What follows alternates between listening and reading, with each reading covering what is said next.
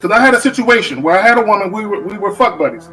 And this was a chick who would, when she did come over, you know what I'm saying, for sex, she would do extra shit. You know what I'm saying? She would even bring me shit. She was the type of woman that would be willing to cook me a meal and take me out on her dime and all that other shit. You know what I'm saying? So when she hit me up and was complaining about the fact that, you know, you don't take me out, what's up with that? And I told her, point blank, that's not what we do. When I get horny, I call you up. If you're free, I step through. If you get horny, you call me up. If I'm free, I fall through. I'm like, that's it. That's what the fuck we do. Women don't get with guys as placeholders. Do you know how hard it is to get rid of a woman who actually likes you, who actually respects you, who actually loves you? Do you know how hard it is to get rid of that woman? And you're not talking about some hypergamy? This is real simple. The reason why women treat you like shit, the reason why women got an attitude with you, the reason why women fucking diss you and disrespect you is because they never liked, loved, or respected you in the first place. Your whole story is cap, bro. Matter of fact, it's big cap. I'm gonna call you the Mad Hatter.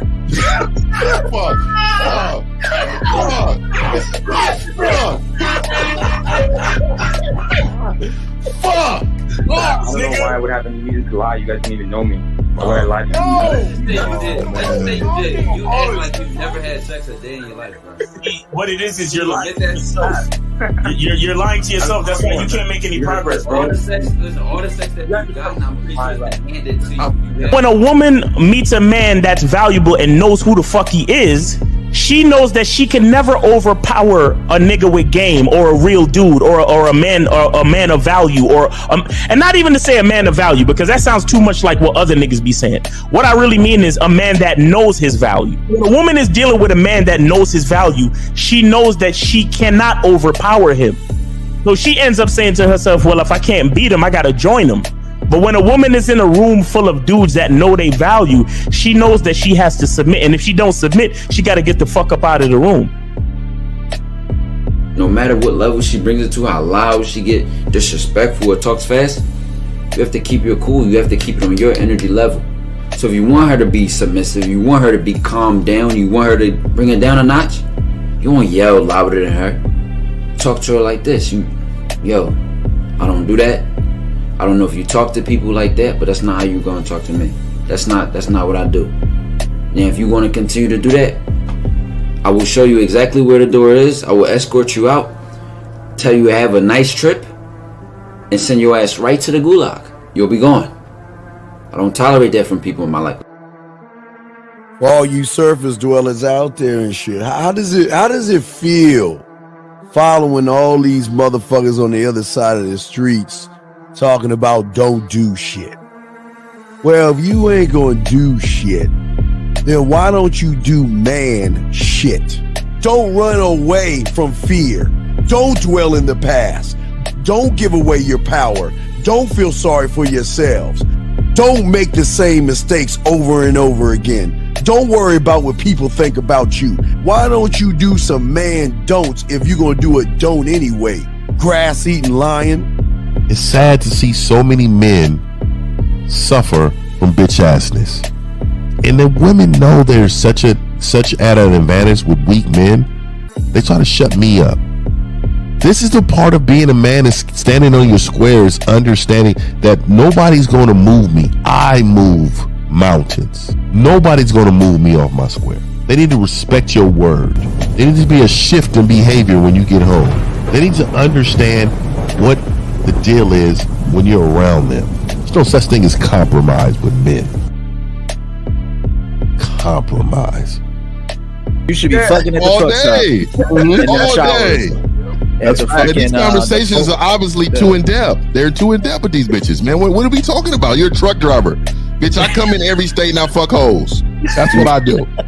And you gonna be one of them, or I'm gonna find one that will. And the thing is, if she got an issue with you not having a place to stay, that means she ain't really feeling you. Respect to Scary Perry for the $5 super chat. He says, Salute to the Real Game No Theory panel. Best show on Sunday.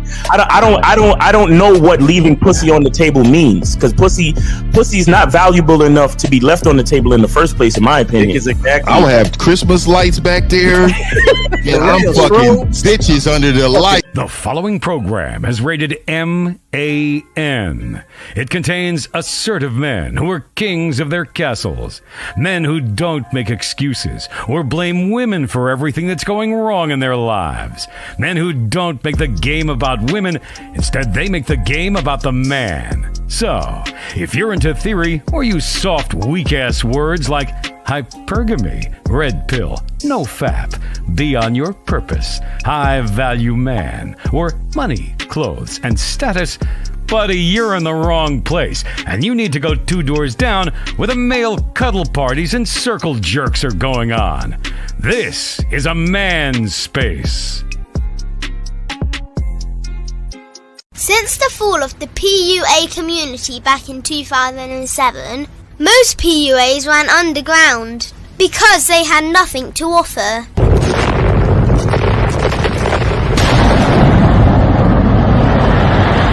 The content creator has become the hero today, dedicated to one single objective: to declaw and defang any person who listens. They decided to join forces to create a cult, and never giving those who listen a solution. It's all about clothes, cars and money, deception and manipulation, indirect game, going your own way.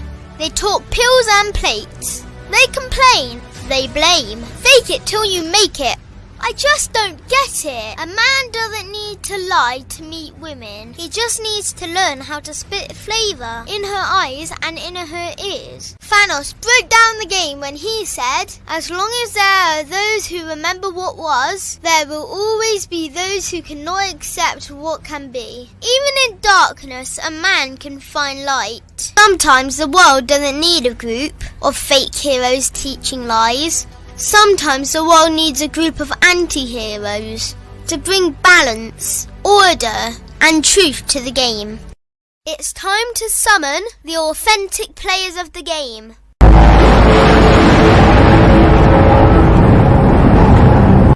It's time to summon the authentic players of the game. Let it be no confusion. This here is a movement. Leveling up, real talk, ain't no illusion. Helping all the men see the light, that's right. Only bringing the truth, you can't deny, that's the vibe. We gon' bring you the insight, bring you the game plan. Show them we real men, we ain't never breaking. You know what I'm talking about, I know that you hear me. Yeah, this is real game, no theory. Let's go, real game, no theory. Here to make it happen, teach men how to be men. Now it's time to put in action. Taekwondo and K-Zagging, we got Miles in the building. Mr. 1950 and Steve the Dean Williams, Mr. Lucario and the anti-villains. We gotta keep it real, this ain't about hurt feelings. Speak the truth, gotta say it loud so you hear me. Real game, no theory. They don't want you to be who you destined to be. Real men are necessary, not accepting defeat. Talking the man mindset, and this is the time now. We will never fold, never fall off or bow down. Time to make it happen.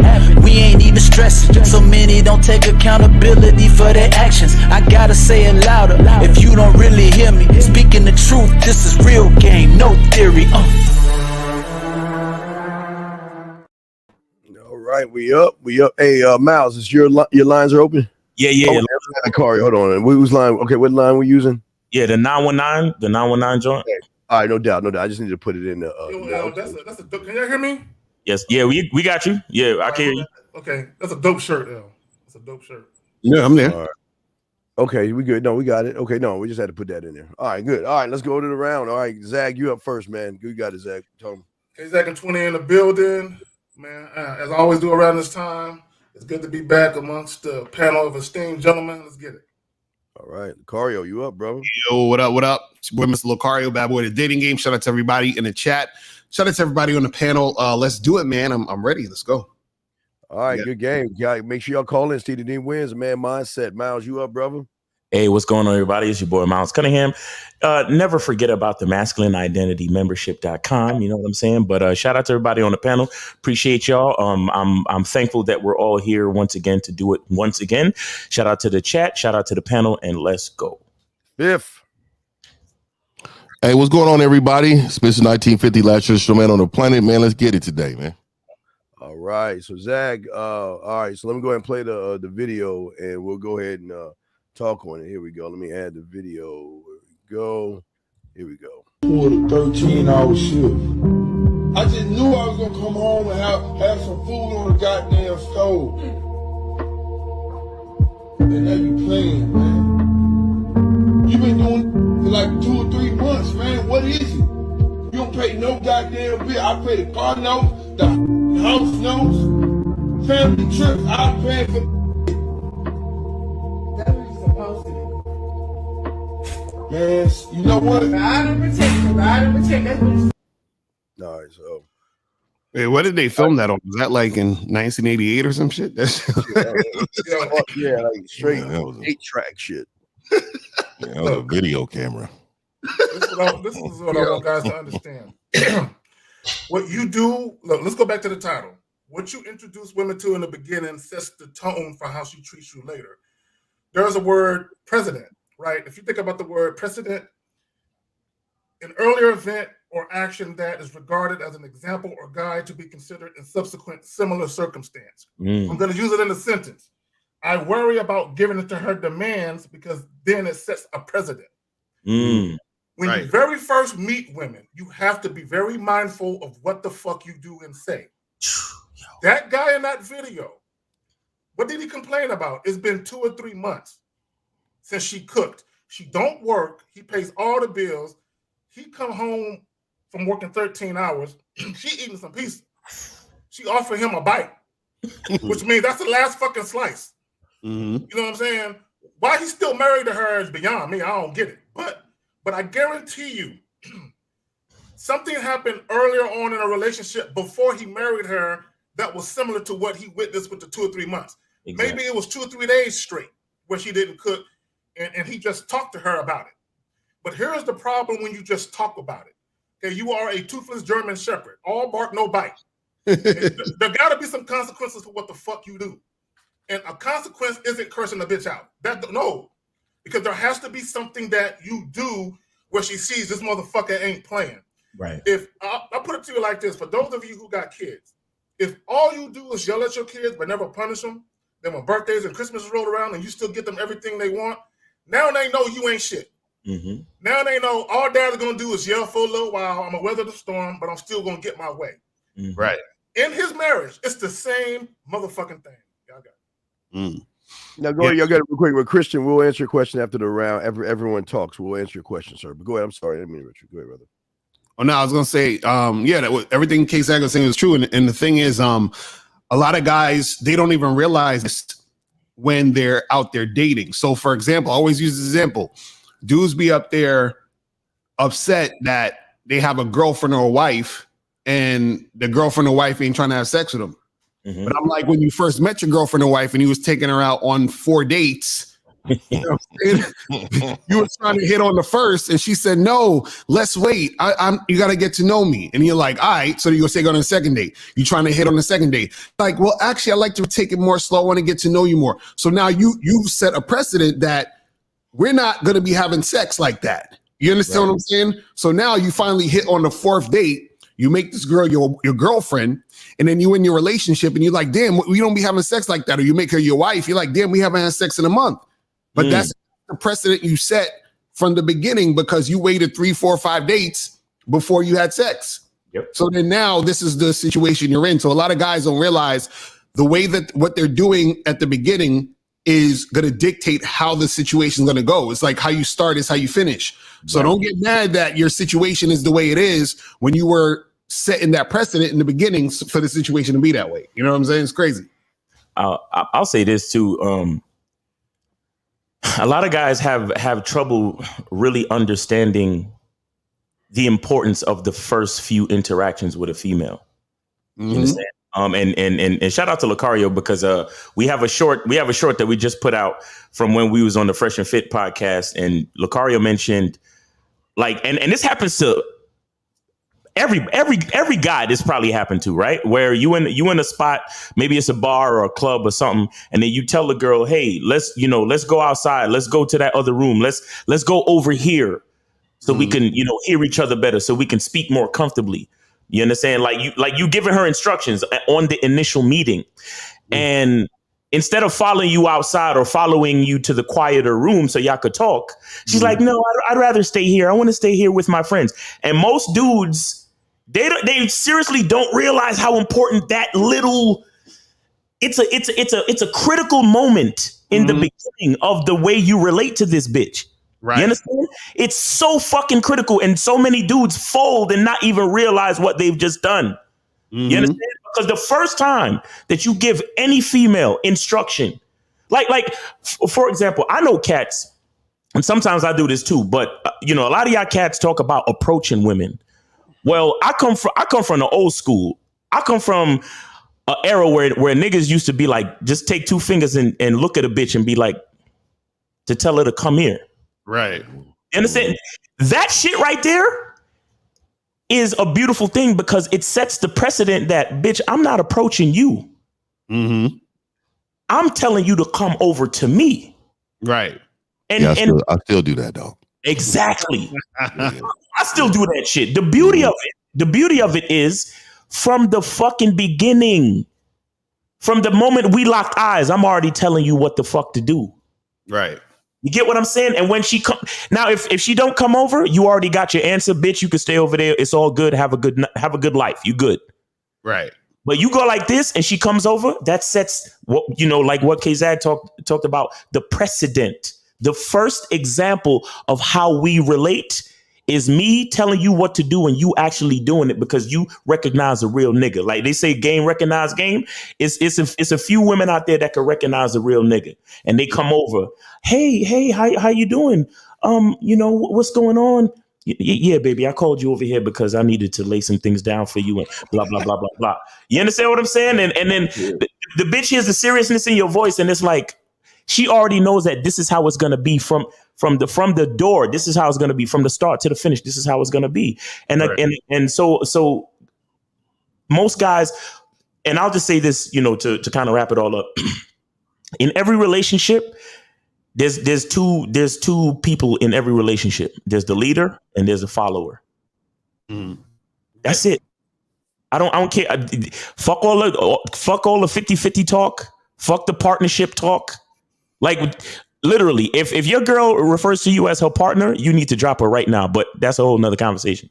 Every relationship has a leader and a follower, and that initial moment makes that precedent, makes that decision. You understand? So when you fold, when you tell her, hey, come over here so we could talk, and she's like, no, I want to stay over here, and then you stand right there and continue to talk to her, you are now the follower and she's the leader, and it's done from there. Right. Well, I first I want to shout out. I can't wait. Look forward to Lucario's rebuttal to that video and stuff. You know what I mean, Lucario? But that ocean shit, that bullshit. Yeah. We're doing that tomorrow. Me and Miles gonna do that. Okay, wonderful. Yeah, I thought about that. I did a show yesterday that connected what you're doing and exactly what's going on with this guy right here and a lot of guys. If you think about the game and everything, the mind has two different thought processes. One is going to be emotional and one's going to be rational. And it's based on what you feed and which side you actually feed. And the problem is that most guys like that guy, and I'm sure in the passport thing you'll be talking about tomorrow, they have one thing in common that people don't even understand. They're doing everything because at the end of the day, they're lonely. They're lonely. It comes down to loneliness, but it also comes down to these guys are so busy trying to put a rug over the problem. They're not looking at the root cause. And if you look at most of these guys, even in this guy in the video, his root cause is women. He's making everything about the woman. but his root cause is the fact that he is lonely, and that's why he's making everything about the woman, and that's why he's putting up with all her shit that she's doing. Now, the woman recognizes this because she's emotional. See, emotional women can detect emotional men by how they act. Because I promise you, any one of these guys on this panel, if we come home to a home that doesn't have any food on there, that's the first and last that you gone. You go. You back. Matter of fact, excuse me. I'm sorry, guys. I don't mean to disrespect you. I was wrong. No, it's not even if you come home. It's before, if you want to get this dick, you're gonna have to show me that you're worth the dick. So what you see with this guy right here is that he is lonely at his root, and he is worshiping women at his root, and he because of his loneliness, he wants somebody there. Yeah. And that means he would rather put up with disrespect, balancing. Okay, I have a choice. Am I lonely and be by myself, or do I put up with her bullshit? Meaning that I at least I won't be lonely. At least I have a warm body in my bed. And the thing about a man is that we don't need motherfucking women. So I'm sure LaCar, especially 1950, I know 50 be rolling out. Please let this be the day she ain't cooking me. Please fuck up. Please give me. I invite you for that problem. You know exactly. Yeah, you got it, Fib. You got it, man.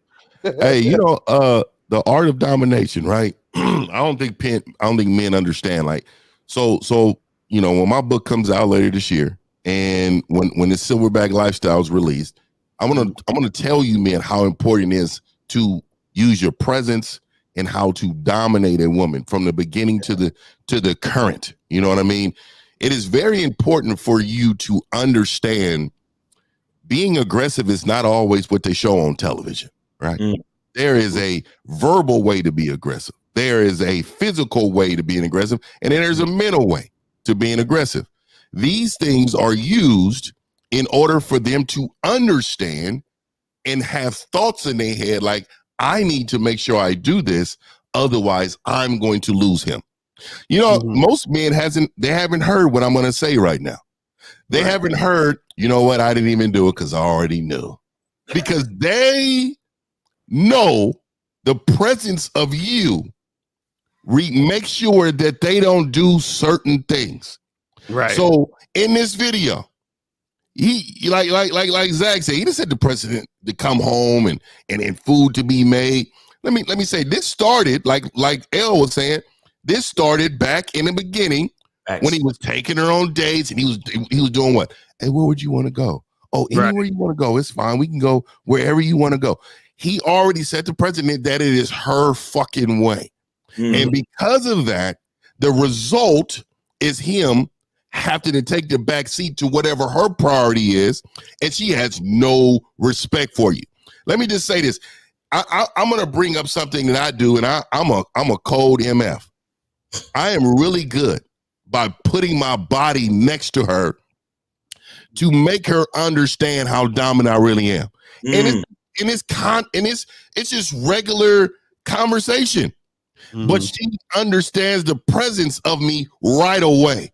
And then if we're out, you fucking men ask to hold hands. You fucking men ask to come close to kiss. Motherfucker, my presence is on her from the beginning. All these bitch ass men, straight up. All you bitch ass men I walk by, I just laugh. I see you across from the bitch when it's your first little date. Why the fuck are you sitting across from the bitch right away? Man, this is what I'm saying, dog. Caller, hold on. We cooking. Hold on. Yeah, this video is a prime example on about 98% of the men. You red pill men are right. They only want certain type of men. And guess what? They want that man. That's a fact. Facts. Yes, sir. Yeah, before we grab that, let's grab, because this is a high super chat. So before we answer the call, let's go around everybody, just give their opinion on this question that this man has right here. And we thank you for the $49 super chat, whoever got that. But yeah, so He wants to know what is the reason behind not having female friends, and let's get it for everybody. I'll say this real quick. My masculinity is way too valuable for friendship. Right. Yeah. That's it. Well, I'm gonna keep it. I'm gonna keep it a buck. That is one man, and that's a bar right there. I'm gonna keep it a buck. What the fuck can a female who ain't fucking me, sucking me, or paying me do for me? Right. What can she do for me? Now, if she a chick and I can make some money with her, I'll fuck with her. You know what I'm saying? But we ain't gonna be talking on the phone like we homeboys and shit. That ain't gonna happen. We ain't gonna be just hanging out and getting drinks together. That ain't gonna happen. Now, she got some friends I can run through. She let me run through all her friends. I might fuck with her then. But outside of that, I don't need no friends. I'm good.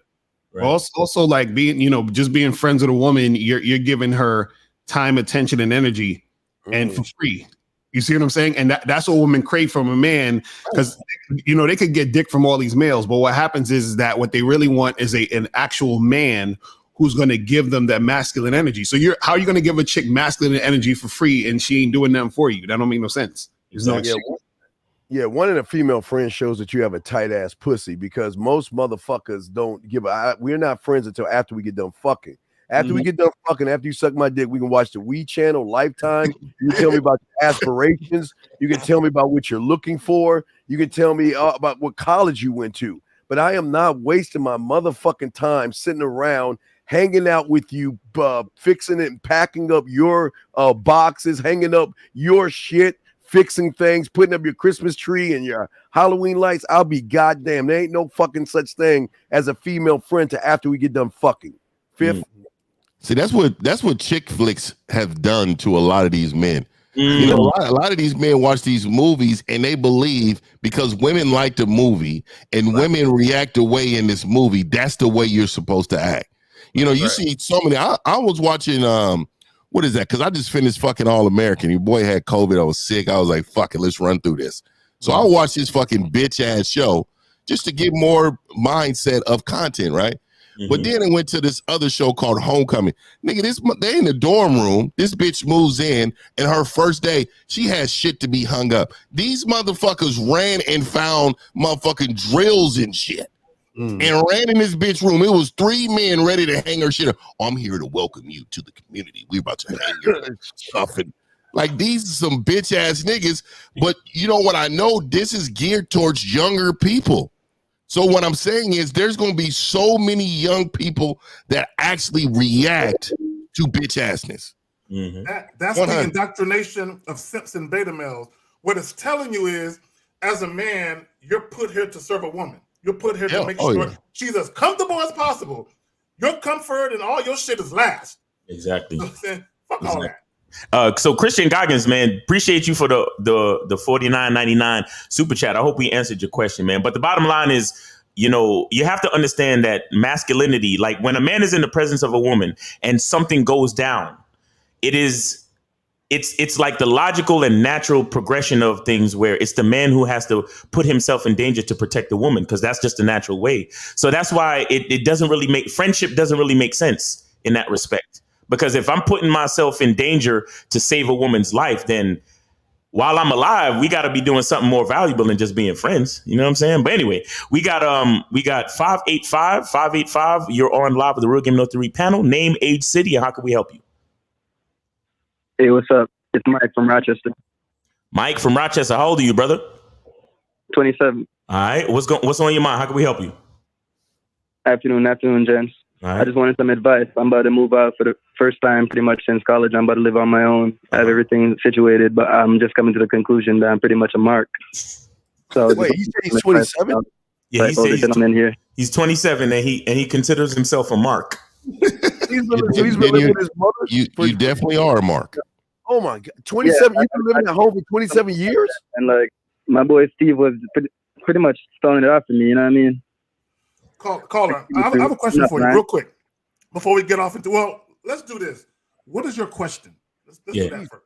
Nice. My question is, how do I maneuver myself in a way where I like pretty much attract the type of women I want into my life that aren't going to take me for granted? Coaching. You need coaching, man. You need to be built up from ground zero. I'll tell you right now, there's too much bitch in you to survive in this world. You're going to have a very painful life You're gonna have a very painful life, bro. And if you want to accept that pain, then you go ahead and live the way you've been living. The greatest thing you have done up to your point in this life is call into this show. So you really need to get a hold of one of us, and you need to be told exactly how to start your life over. Because right now, the way you're living, there's no fixing the way you're living. You have to be tore down to be built back up. Let me ask the caller a question. You said you were Mark. What has occurred with you and women that makes you say that? Nah, it's because I never really had stuff in life growing up, and I just came to the point in my life where I'm able to get, like, I'm in a good career. Listen to what I'm saying. And everything. Listen to what I'm saying. What has occurred with you and women to make you feel like you could look like a Mark, or that you are a Mark? Mm-hmm. All right, so when I was in college, I used to get a lot of chicks because I used to play sports. You get me? After I left college, it wasn't the same. So I pretty much came to the conclusion myself that, there was around me for what I could do to them, like socially. You know what I mean? Okay. Let me ask you a question again. Let me ask you the same question again. What specifically happened with you and women, or you and a particular woman, that makes you feel like they look at you as a Mark? Be a little more descriptive, please. Yeah, give us more detail. Well, there's this girl I was dealing with recently, you know what I mean? But she kept on asking me to do shit for her, bro. Like, I'm not going to do shit for a girl I'm not sleeping with, you get me? So, I don't know. That's just, like, one instance I could think of. But I'm just saying, like, I'm looking for some advice because I don't really know where to go from here, because what I want is family and all that shit. But the way everything is going and I get messed up with all this red pill content, I'm like, fuck. Like, am I going to have to move away from you? Wait. The fuck? What the fuck? Okay, I get so offended when you know what? Miles got triggered. Caller, why are you calling us? If you're a fan of the red pill content, I'm not a fan. That's what I'm saying. I'm trying to get that shit out of my head, bro. I need. Why? What made you realize that you need to get that stuff out of your head? What made you call us today? What's going on? All right, so like I said, I was watching Steve's content. It was a video. He was pretty much explaining how the red pill guys are telling us, oh, we need to get money, muscle, and all this game and all this shit, bro. Like, I'm 6'2", I have muscle, bro. I have money. Like, the fuck, I still have problems with women. Like, so obviously there's something wrong with me. Okay, and you only realize that you realize that way later. Yeah, I'm just not realizing that shit. Look, the bottom line is this. Let me ask you a question. How many years have you been absorbing the poison? How many years have you been absorbing the content? Shit, about 2 years now, bro. 2 years now. Well, you definitely need coaching, bro. You need a whole mindset shift. You're 27, and did you say that you're just moving out of your parents' house at age 27? Yeah, no, I had my own spot, but I lived with my girl before, and I moved back in my pops for a couple months. She let me stay there while I saved up some money. Oh, I just started my career. Okay, yeah. So you left your. So what age initially did you leave your parents' house? At 18 to go to college. 18 to go to college, and then after college, you said you moved in with a girl? Yeah, I moved in with my girl. So you moved in with, and her name is the only name that was on the lease, or you moved in together? Yeah, her name was on the lease. Her name was on the lease. So you went from your parents' house to your parents basically paying for your college, and then you moved into a woman's apartment with only her name on the lease. Mm-hmm. Yeah, you're definitely a Mark. You've been living the life of a Mark. Definitely, you need some coaching, bro. There's not much we could do right here just on this call. You need to get with one of us and get some long-term coaching. And you say you got money, so don't be cheap. Invest in yourself. Right. I'm curious, caller, real quick. How long did you know her before you moved in there? Like last 2 years of college, I want to say. But it was on and off. 2 years, you said? Yeah. Whose idea was it to move in there? Hers. Oh my goodness. That was the L. I see the L now. You're already fucking up following a woman. Hey, shout out to you for recognizing the bullshit. At least you see something. I'm not scared of getting roasted, as long as I learn something, man. Got you. Well, that's a good thing. Well, that's exactly why you need to go to realgamenotheory.com and get with one of us coaching. All right, brother? Yeah. All right, thanks, man. I'm gonna go in there right now. All right, man. Appreciate you. All right. He asked another question. Yeah. Let's go around the room. What makes a high quality friend? What type of question is that? I don't know what that is. I don't know what that is. See, the problem is a lot of people, they call associates friends. Just because you cool with somebody and you know them, that doesn't make them, to me, a friend. Y'all been through some shit together. Y'all known each other for a while. Y'all been through some shit. A lot of people, y'all have coworkers, for instance, that you known for a month. And you went out and got a drink or two. Now that's your fucking friend. No, the fuck it ain't. Right. You know what I'm saying? If you can't have that motherfucker around your kids, around your family, they ain't friends. Yo, Anonymous, chill out for a second. We're answering the question. Yeah, so I'll say what makes a high quality friend, first of all, is the quality inside you. You understand? Because it's the quality inside you that's going to help maintain the dynamics of a good friendship in the first place, right? So if you have a certain standard of character, then you understand what a good standard of character looks like. And then through time, consistency, and like K-Zagan said, going through things, you can recognize the people in your life that have been consistent with you and have maintained good standing, good character. So then you can then recognize what a quality friend might be. You see what I'm saying? So it starts with you. It's not just what's going on with the other person. Yeah, Miles, I'm gonna piggyback off you. I'm my own friend. Facts. I don't like any of these motherfuckers on the panel. They ain't my friends. They my boys. They ain't my friends. I don't like none of these motherfuckers. You know what I mean? They my boys. They we ain't friends. I'm my own friend. Right. So like Miles was saying, the quality is me. That's why y'all problem is y'all are too busy trying to be accepted by people. Right. You're too busy being defined by people. You gotta, I keep telling y'all motherfuckers, y'all need to have this like a mental conquering mentality that you are your own best fucking friend. You take care of your fucking self and fuck everybody else. Facts. Let me add this real quick, 50, before you go. If one of you guys in the chat asks any one of us, does it matter what any one of the guys on the panel think about you? Be like, nah, not really. I ain't worried about what these niggas think about. Right. You know what I'm saying? We don't, and I mean, we cool and all that, but like Steve was saying, y'all are too worried about being accepted and being liked. Right. That's not where it's at. 50, my bad. You got it. No, I appreciate the super chats, brother. You know, I know you sent those, so I appreciate that. But what I would say, man, if you are looking for friendship through a woman, I think you're really searching for like a level of validation, right? And so for me, like a woman will never validate me. She will never complete me. Those things will never happen, right? So we could be associates if we worked around each other, meaning high and by. You know what I mean? Hey, you know, just your friendly banter when I see you if we're working together. If you're a neighbor, we can, you know, all those things like, hey, what's up? You know, whatever. But at the end of the day, like I'm my friend. And see, real men don't get lonely because we make ourselves happy. We are the ones who develop life in itself in our eyes. So why would we need something from someone else when we fulfill ourselves? And see, that is why I see so many men fail, because they look for companionship through like that word is hard for me to say. They look for companionship through someone else. You know what I mean? Like, that's very difficult to say. That's a difficult word to say. But they look for that through someone else. And that's why he's talking about friendship.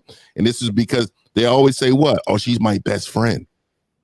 You know, she helped with everything. This, you know, she helped me be a better man. She's the better half. All these bitch ass words and vaginal words, a lot of these men don't understand and use. You don't need a woman friend. You need a woman who follows your directions and leadership. There you go. You know what? Are we good on calls? No, we got a call waiting. Oh yeah, go ahead. Let's go to the call. All right, so yeah, Anonymous, what's going on with you, man? You guys are my boys, not my friends. So you are my boys. I agree with Gene. With the question for tonight, with gasoline prices pump on the gasoline up rampantly, exponentially. My question for you boys: do you fellas think we should take a break from long distance dating? My Toyota Corolla gets 29 miles per gallon city, 37 miles my way. Bro, caller, get on your Lance Armstrong and buy a bike. Caller, listen, brother. I don't. Hold on, caller. I'm gonna answer your question. There's no such thing as a long distance relationship. Mm-hmm. When I'm in your town, we can meet up and do what we do. Right. And that's that. Exactly. I don't fuck long distance relationships. That shit don't even make any sense. Mm-hmm. If you come into my if you're coming to my town, let me know and we could do something. If I'm coming to your town, I'll let you know and we could do something. Right. Other than that, there's no such thing as a long distance relationship. So all you dudes out there, get that shit out of your fucking mind. If you gotta drive, I did lower my Corolla so it gets better gas mileage. That's then, great. A question from Mr. 1950, my boy 1950. You and I, San Francisco, we should go to that John Cougar Mellencamp concert. There's gonna be a lot of single moms. I'm not joking. There's gonna be a lot of single moms there. He's coming to town on the 18th at 10:30 at Golden Gate Theater. Okay. A lot of single moms for the taking, bro. So I'm not trolling. I'm not joking. I'm gonna go there and target some hotties, dude. Hey man. We'll see you there, brother. And he hung up. All right, let's see. Hold on. All right, 347. You're on live with the Real Game No Theory panel. Name, age, city. How can we help you? What's up? It's D Money 22. Oh shit, D Money. What's up, man? I'm good. I heard some guys talking about a guy having a best friend, but what if you smash the girl before you just become a friend after? What's wrong with that? Steve already addressed that. Steve already mentioned that. Steve already addressed that, caller. I'm not gonna lie, I missed the whole show. I just jumped in the show. So caller, let me ask you a question. This woman, what's up? Are you talking about something that really happened, or are you just talking some shit? No, for real. Wait, so you have a female right now that you smashed, but now she's your best friend?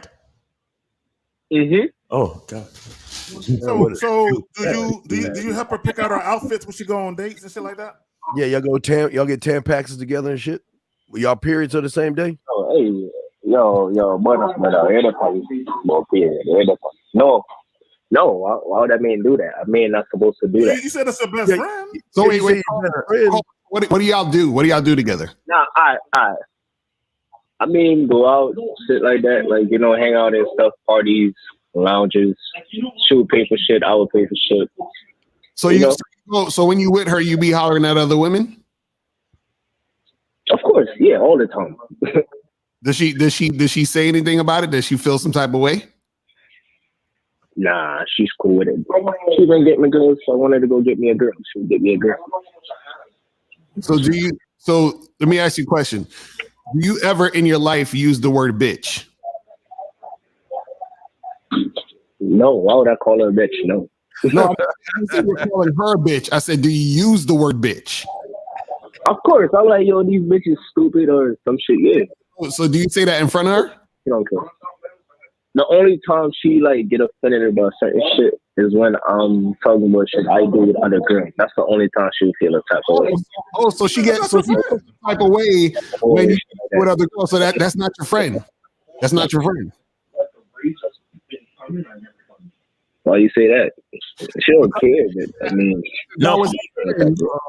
Caller. If she gets offended when you mention other women or talk about or use the word bitch referring to other women, then that's not your friend.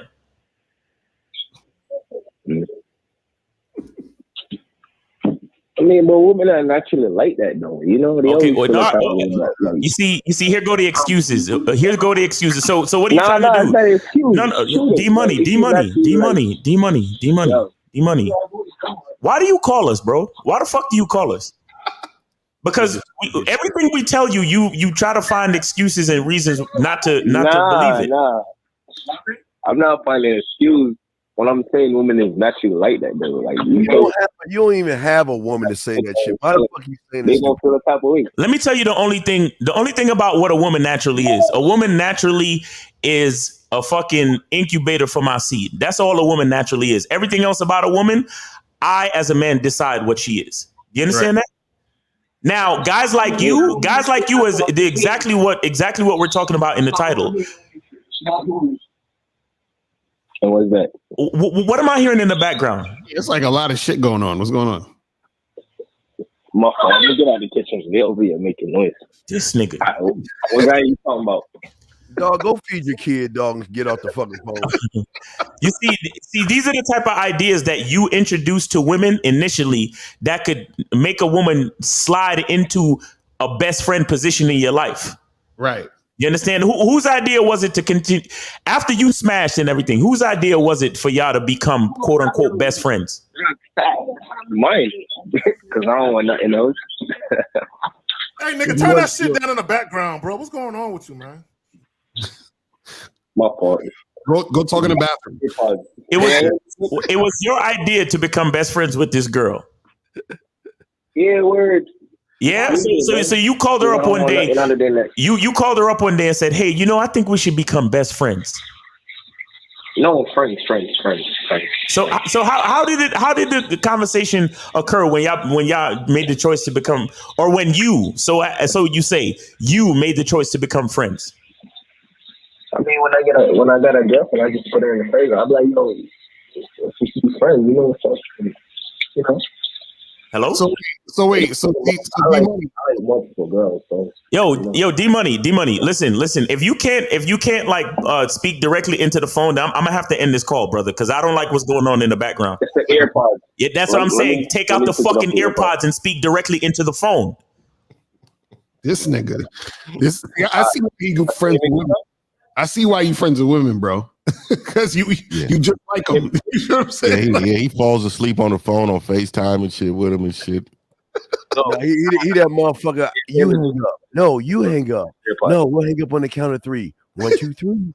Did you hang up? Oh. Wait, D-Money. So do you like to watch him around your friend that's a girl? Wait, what? Say that again. Do you like to watch your mouth? Do you like to behave and not be yourself around this woman? Is that fun for you? I don't give a fuck. I always be myself. I don't care. No, you just said you don't say certain things around her. Myself. No, but D Money, you said she gets offended. You said she gets offended though. Yeah, but I don't care though that she get offended. She's just going. If she get offended, oh well. Okay, hold on, D Money. When you're hanging out with your guy, you have guy friends, right? Fuck no. Yeah. Okay, when you're hanging out with your guy friends, do they get offended when you say certain shit? Nah. Oh, but when you're hanging out with your quote unquote best girl, your female girlfriend, your female friend, who's a girl, she gets offended when you say certain shit though, right? Yeah. But listen, how does that work? But that don't mean I'm going to switch up for her. I don't care. If she get offended, that's on her. Let me ask him a question. Okay. D-Money, I'm gonna ask you a question. So if you had a guy friend and y'all was always hanging out at the bars, clubs, hookah lounges, wherever y'all go, and everything you were saying about women, he always got offended by it, what would you do? I'm like, yo, these niggas is bitches. No, what would you do, nigga? No. I don't want to hear what you think. What would you do? What action would you take? I would stop hanging with them. Oh, really? Oh, really? So why you keep hanging out with this girl? Why don't you stop hanging out with her? Because she do shit for me. This y'all periods match up. So when y'all cramp, when's y'all periods? Yo, Steve, bro, what you over there? Wait, D Money, you said she does shit for you. What does she do for you? If I need gas, she got gas. If I say, yo, do this, help me with this homework or whatever, anything, she would do it. Why don't you say, yo, come suck my dick? What's so funny? I'm sad. What a goddamn giggling nigga. Just answer the question. Giggling. Nah, she won't do that now. She don't do that. She ain't trying to. Wait, hold on. She not gonna suck your dick? She see I be homing so much. She ain't gonna do that now. That's not your friend. How the fuck she gonna call a chick your friend and she ain't sucking your dick? That don't make no sense. That's crazy to me. Kind of fucking No, I friend. said you don't do that now. You can't be home so much. I be messing around with the other chicks and shit. D-Money. You ever heard of something called a girlfriend? Of course, yeah. Right. What don't girlfriends suck their boyfriend's dick? Yeah, of course. Yeah. So how come your girlfriend ain't sucking your dick?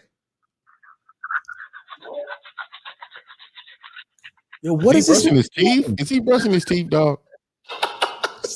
D-Money, what the fuck are you doing, bro? Are you doing house chores or something, nigga? Guys, call in 919-647-9392. Please call in, guys. Let me tell you the problem today.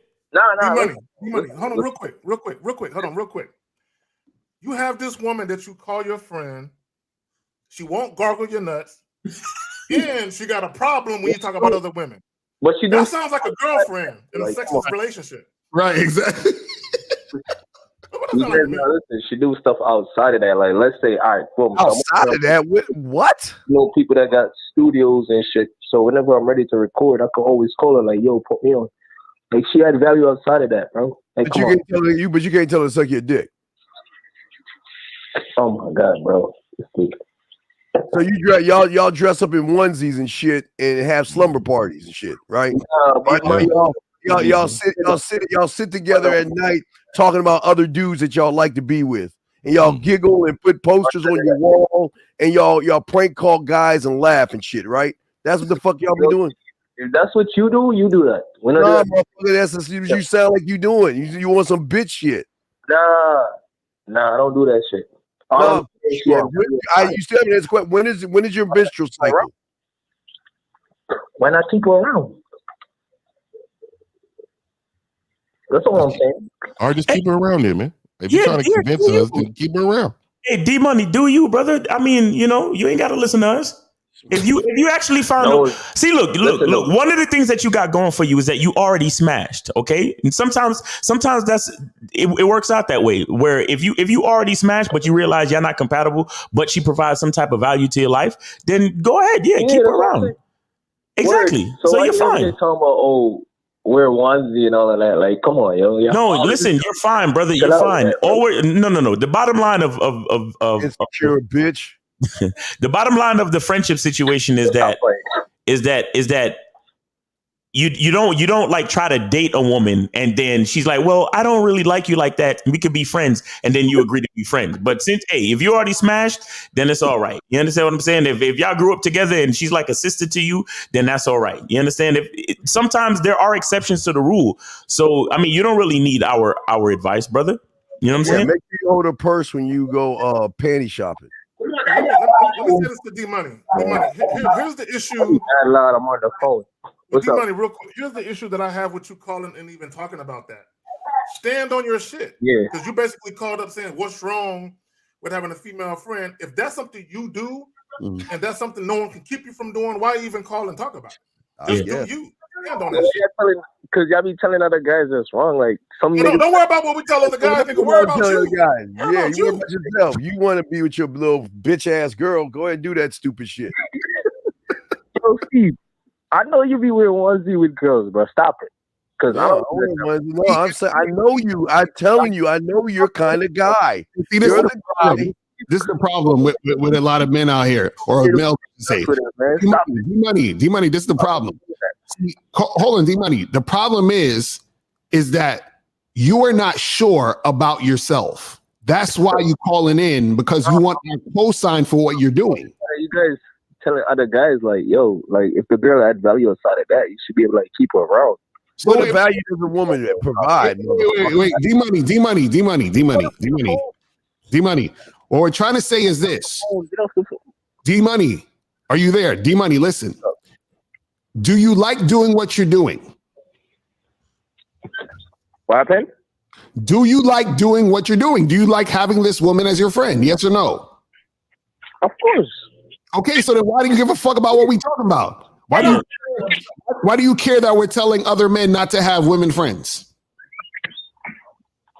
Because what if bro could be friends, smash her, and just keep her around? He could smash her, have her doing other shit. What I'm saying is, how does that affect your life? How does that affect your life that we're telling other guys not to do this? Oh, that'll affect me, but come on, man. Like, let other niggas know they could smash girls and be friends with them too. Like, let them know that. Well, D Money, why don't you start your YouTube channel and let niggas know that? Fuck. All right, D Money. Hey, man, always appreciate the call, brother. You have a safe. You know. Hey, D-Money, there is you can get a bunch of pink panties, 10 for $30, dog. I'll send you the coupon place where you and your girlfriend go. Yo, D Money, you said one more thing. Go ahead. One more thing. What was your question? April 2nd. Yeah. Y'all gonna see me. I'm pulling up in a suit, so. All right. I'm gonna need to talk to you. All right, brother. Okay. Okay. A moderator there for you because you're gonna be talking a lot and shit. All right. Yeah. Make sure. I really don't talk a lot. Make sure you're there for the Q&A section of the presentation. All right, brother. Bring your female friends. Yeah, bring her. Definitely bring her. Please bring her. D Money, are you bringing your female friend? Daddy, you are. Are you bringing your female friend? D Money, are you bringing your female friend? No females allowed. Hey, Lucario, she'll feel brand new. Exactly. D Money. Females are allowed at this event, bro. Females are allowed at this event. No, I'm not bringing I'm not bringing. But she's your best friend. Why not bring her?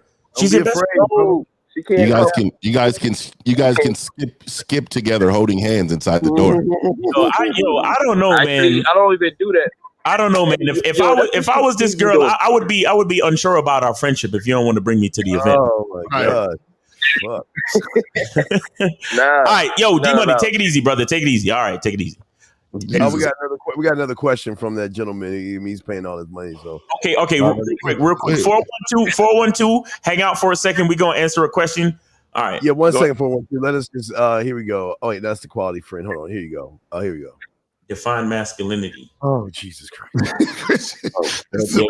Yo, Christian Goggins, man, you just got paid this Friday, or what happened? Hey, man, I appreciate that again, brother. Okay. Yes, sir. Yes, sir. Masculinity is consistency. You understand? Just being consistent, meaning doing things not because you feel like it, but doing things because they need to be done. Right? So masculinity has to do with following your mind and not your heart.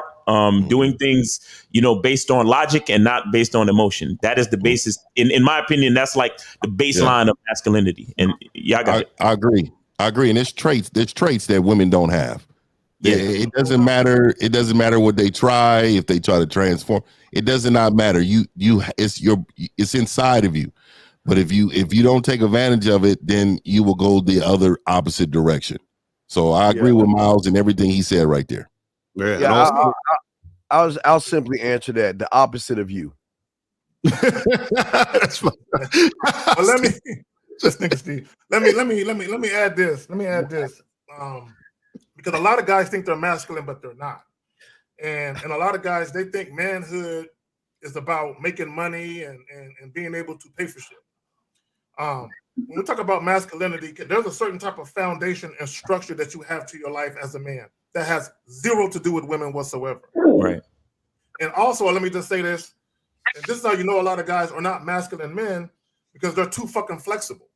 Okay, when you are rooted in your manhood, you have a foundation of masculinity, you don't budge, you don't compromise shit, you don't compromise your integrity, your dignity, or your honor for no one or nothing. There are far too many males in this space who compromise everything just for sex. Right. I'll just say wait for the Game King seminar or the Game King 2 documentary going to come out. You'll know what masculinity is. hey, Christian, it looks like you paid a lot in my super chat, so I appreciate that, man. But let's go ahead and book you a session. Go ahead and go to Mr1950.com, and we can definitely help you with all your questions and also change your life, man. It's a life changer. I know people don't believe it, but even in a 15-minute or 30-minute window, man, you'll hear it. You'll understand what we're talking about here. Facts. All right, so we all good on that. All right, so we could get to 412. 412, you're on live with the Real Game No Theory panel. Name, age, city, and how can we help you? 412. Hey, what's going on? My name is Aisha. I'm from Precedent, PA. Okay, what's going on, man? Damn, man. So this little situation, man. I'm going to figure out how to move around it. So I'm working, right? And I've been working at the job for like 6 months. And just crazy. So the manager, right? The manager, she's like 32. Yo, hold on. I'm here. Millennium Falcon. The fuck is all that noise? Is that R2D2 in the background? Yeah, hold on. 412. You got beeping and bullshit going on in the background or what? No, man. I heard the same way you heard. Okay. All right. Okay. Listen, 276 and 224. Please put yourselves on mute until I get to you. 224 and 276. Put your shit on mute until I get to you, please. And if we keep hearing bullshit in the background, I will disconnect the call. All right. So 412, please go ahead. Thank you. Yeah. Okay. So mind you, I'm 21 and this lady is 32. By the way, she's my manager, right? Like, this whole hiring site manager and stuff like that. Now, I've only been working the job for 6 months. And, she's she's new and she came in. And just the 2 weeks of me working there and shit, I never really, said nothing to really anybody for her because I just do my job. Now, mind you, she is bad though. Like, she look good, right? All right, what's the question, man? What's the question, bro? I never really approached this. What's the question, man? Yo, caller. Listen, what is the question? And then we could get the other shit later. So, all right. So cut straight to the chase. So I'm saying we chopped it up, shit like that. Me, I didn't even bring it up, nothing like that to her. So I ended up busting it down, doing my thing. What is your fucking question, man? God damn it! If we ask you what 2 plus 2 is, tell us fucking 4. Tell us about Miss Crabtree. What the fuck is your question? What the fuck is your question? Listen. For me to ask you a question, you got to understand. For you to ask a question, you start off with who, what, when, why, where, or when. That's how you do it. Caller, please ask the question, bro. If it's not, caller, listen. Bro, stop doing that. Listen. Please ask a question or I will disconnect. All right, we're done with 412. 276. What's going on? You on the Real Game No Theory panel? Name, age, city. How can we help you? 276. Hey, this is Michael from Galax, Virginia. I'm 37 years old. Hey, man, what's going on with you? Nothing. Hope y'all doing K-Zag, good. and you're on mute. K-Zag, and you're on mute. Caller, give me just a moment, real quick, before you ask your question. When y'all call in, and caller, this is not directed at you. Well, it is too, but when y'all call in, ask your question, and if we need all the miscellaneous details, we'll ask it later. Right. Don't take up fucking 10 minutes just talking. Right. Okay. All right. Go ahead, 276. All right. I want to know how to get my baby girl back from this guy. No. Shut up. Shut the fuck up. Shut the fuck up. We don't try to get bitches back. If a bitch leaves, she's gone. That's that. A man moves on. That's that. Wait, why you want to get your girl back for? Sucker. Well, we were married for 5 years, and this guy that she used to date moved back from the beach. And listen, I'm pretty heavy. What's your black man? 86 pounds. I'm not the most good-looking guy, but I mean, I do everything for her. I'm not the biggest. I mean, I'm only like 5 inches, and Wow, he's trolling. Caller. Why are you calling us today? No, I'm just trying to ask for help. Listen. I don't know what else to do. Caller, why are you calling us today? Just give me some advice. I gave you the advice already. Caller, I gave you the advice already. A man moves on. A man doesn't go back, especially when dealing with females. A man moves on. I want to be entertained, man. So let me ask you a couple questions. Just never call her again. So hey, so you said you lost her. Okay. So what happened on the breakup? What happened? What did she say to you? Well, this guy, he moved back, and I started seeing his truck go by, and her mom happened to say, like, hey, there's, Matt. And I just asked her, who's Matt? And she was like, her mom said, well, that's Jess. She used to date him back a long time ago. And I just happened to look him up on Facebook, and he just, this nigga. You just do. Let's say you do is hold her legs up, dog. Why they fucking hold her legs up? I mean, so did what? Okay, you still didn't tell me like what did she say to you on the breakup? Because it seems like whatever she did didn't matter. You still want her back. So what did she do to break up with you? She said, I think we should end stuff. I don't think we're in the right place right now. And it just came all of a sudden. We'll come to find out he plays in a band, and I guess she went out and watched him. All right. So call her. I heard it. I called her. I heard it. So let me give you some advice. I remember my grandfather, and I'm sure he's heard this from several people, but he used to say, when someone show you who they are, believe them. You ever heard that before? No. Okay, well, I'm telling you now. She showed you who she was. You need to believe her. But what I will tell you in bigger importance is that it shows you who you are. Oh. Because you have allowed the disrespect. This is not nothing new. The whole relationship have been you being disrespectful from start to finish. So now, in order for you to get that back, let me tell you what you get back. You get back your dignity. You get back your integrity.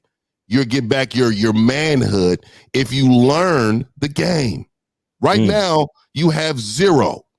And the problem is you're calling it into a show with men who know themselves. So this is laughable.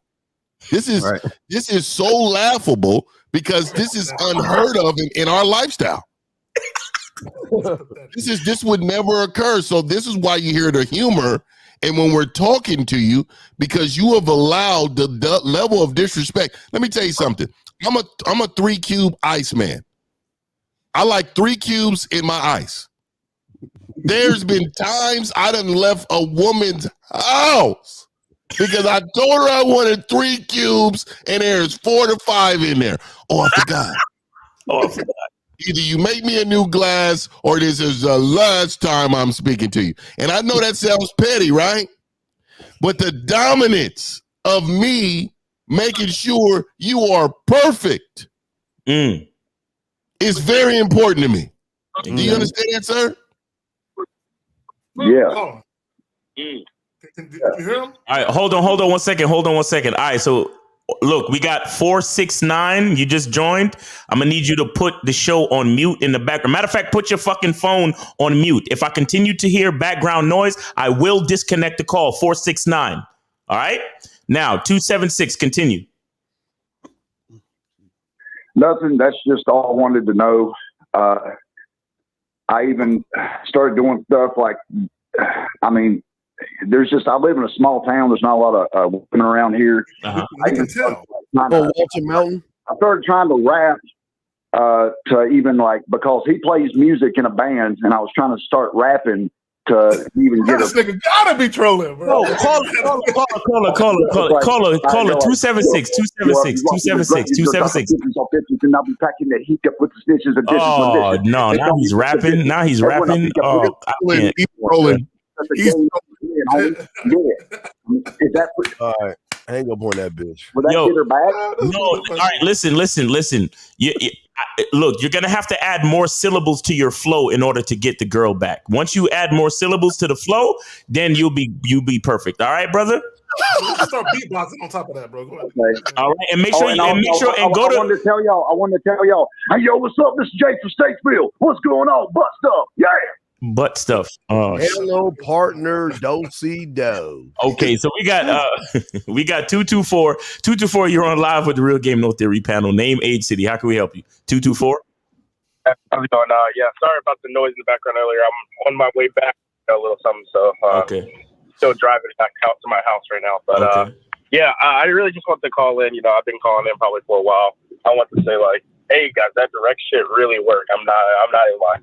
And if you still have a little bit of worry about it, still a little bit of hesitation, just ask yourself, would Mr. 1950 call you a bitch ass nigga for what you're doing? That's all I want to say. Sir, are you qualified to use the N-word, sir? Did he say the N-word? Yeah, just say colored. Just say colored. Sir, where do you come from, sir? And what makes you qualified to use the N-word? Nigeria, Igbo tribe. So. Okay, all right. Oh, you one of them niggas who sound super other side. Yeah, I'm the tech geek. Okay, gotcha. You're a tech geek. Okay. Called them with his customer service voice. Exactly. He sound like his name is Chet. That's hey, say some shit. Say some shit in Yoruba or whatever the fucking the Nigerian shit is. Say some shit. Well, no, I don't speak the language. I think it's like French or something. I speak French, but that's like it. Okay, all right, man. Did you have any other questions though? No, not to. Oh, actually, okay.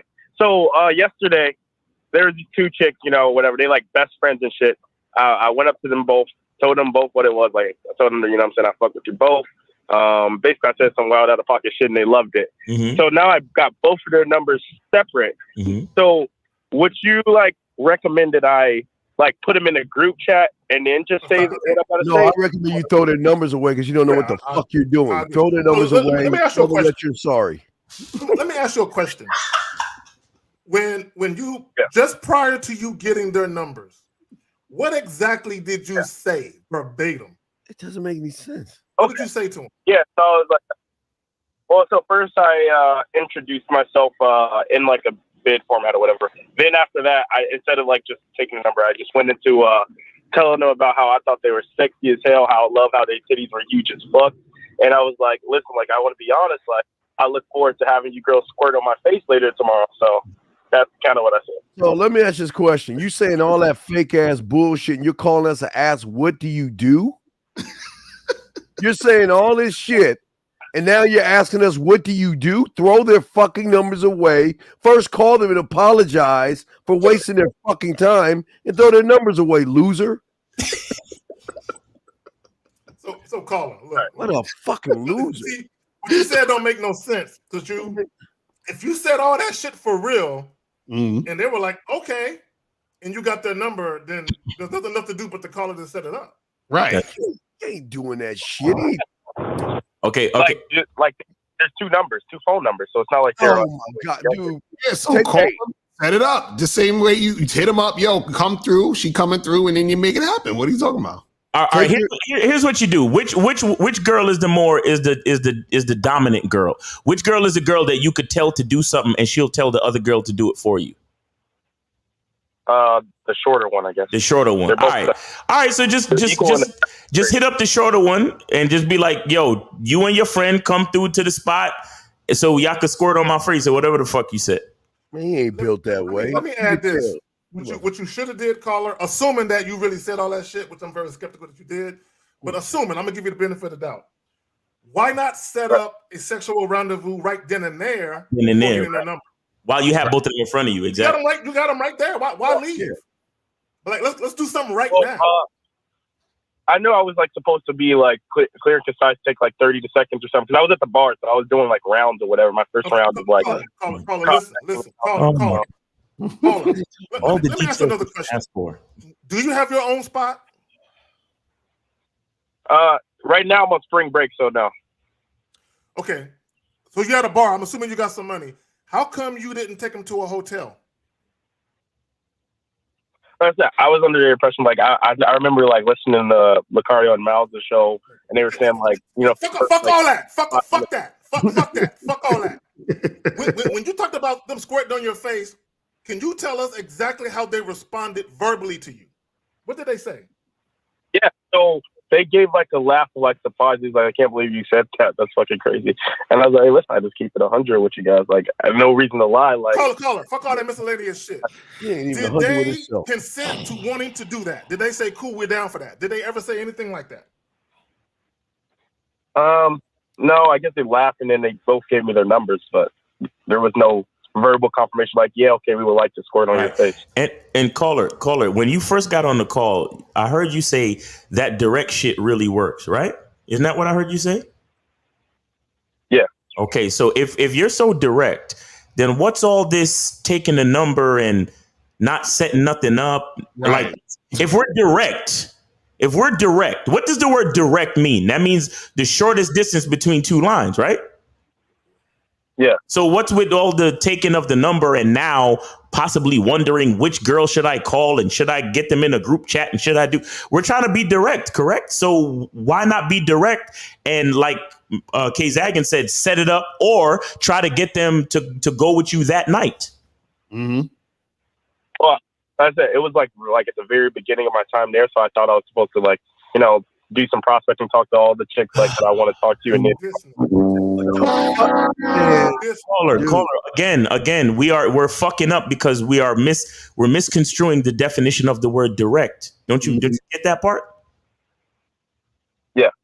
So that's what I'm saying. If you're really trying to be direct, then all of that shit that you're talking is a bunch of bullshit excuses, truly because you're actually scared. Because you know what it is too, real quick. I noticed this. This is what I noticed with a lot of guys, right? You guys actually miss the point of doing what you do, and the reason why you miss the point is because you have no point in the first place. Right. So y'all just do stuff. Okay, I'm gonna be direct because Miles and Lucara said to be direct. But what is your purpose for being direct? So you were being direct to be direct, but you had no purpose. Because if your purpose for being direct was to smash, then you would have been direct about smashing.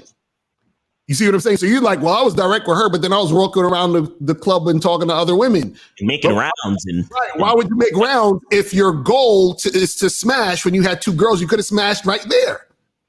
You see what I'm saying? So when we tell you guys these things, you still have to have a purpose as to why you're doing. There has to be a goal. There has to be a reason why you do stuff. So a lot of times the reason why you guys can't actually make things happen because you don't have a reason as to why you're doing the stuff.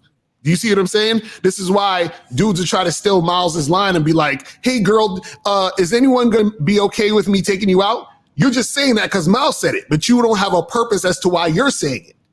You see what I'm saying? And then this is why you get caught up and you don't know what to do next because you have no purpose as to why you're doing what you do. You're right. You no masculine identity.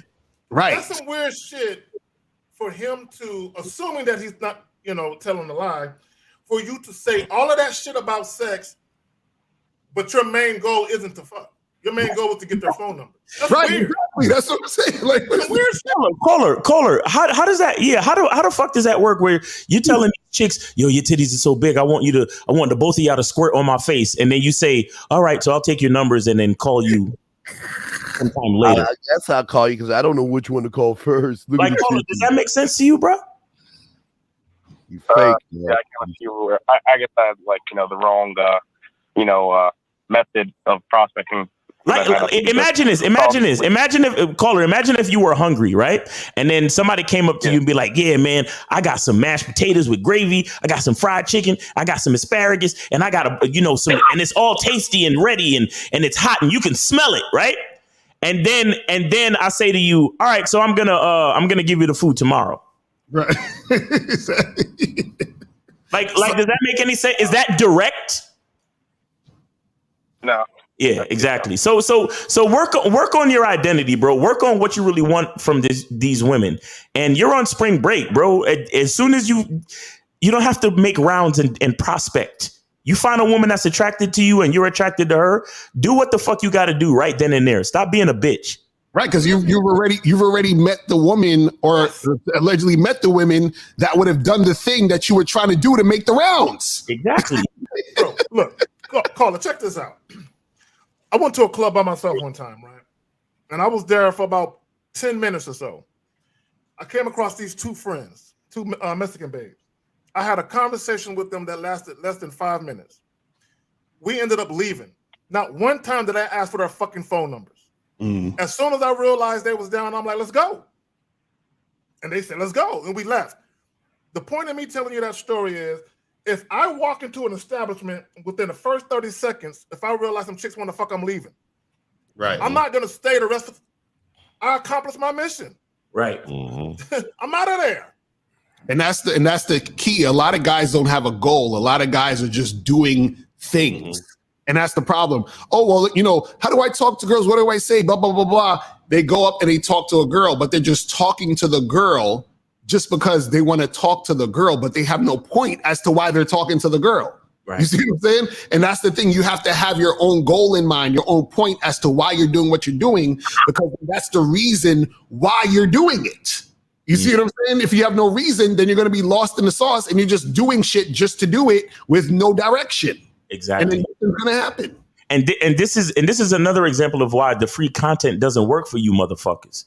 You understand? A lot of you motherfuckers, y'all listen to the video and y'all get inspired because you hear us on the YouTube live talking slick. But see, we're talking slick about the truth of our lives. Mm-hmm.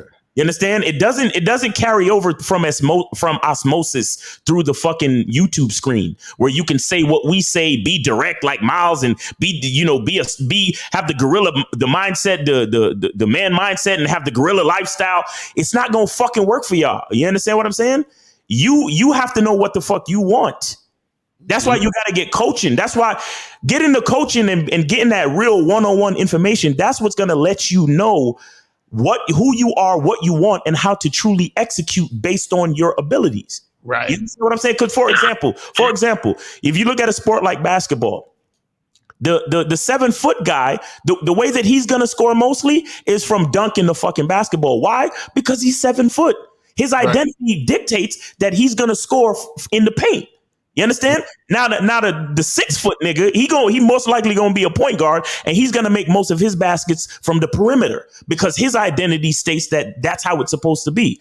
The problem is you guys don't know whether you a center or a fucking point guard. You have no idea of who you really are. You're just listening to the free information. You get inspired and you go out and you talk shit. Now, I'm glad that you feel like, oh yeah, the direct stuff really works, but you don't even know what the information working actually means, because here's what happened to you. You were direct with these 2 women, and just because you got a cordial response from them, you considered that it worked.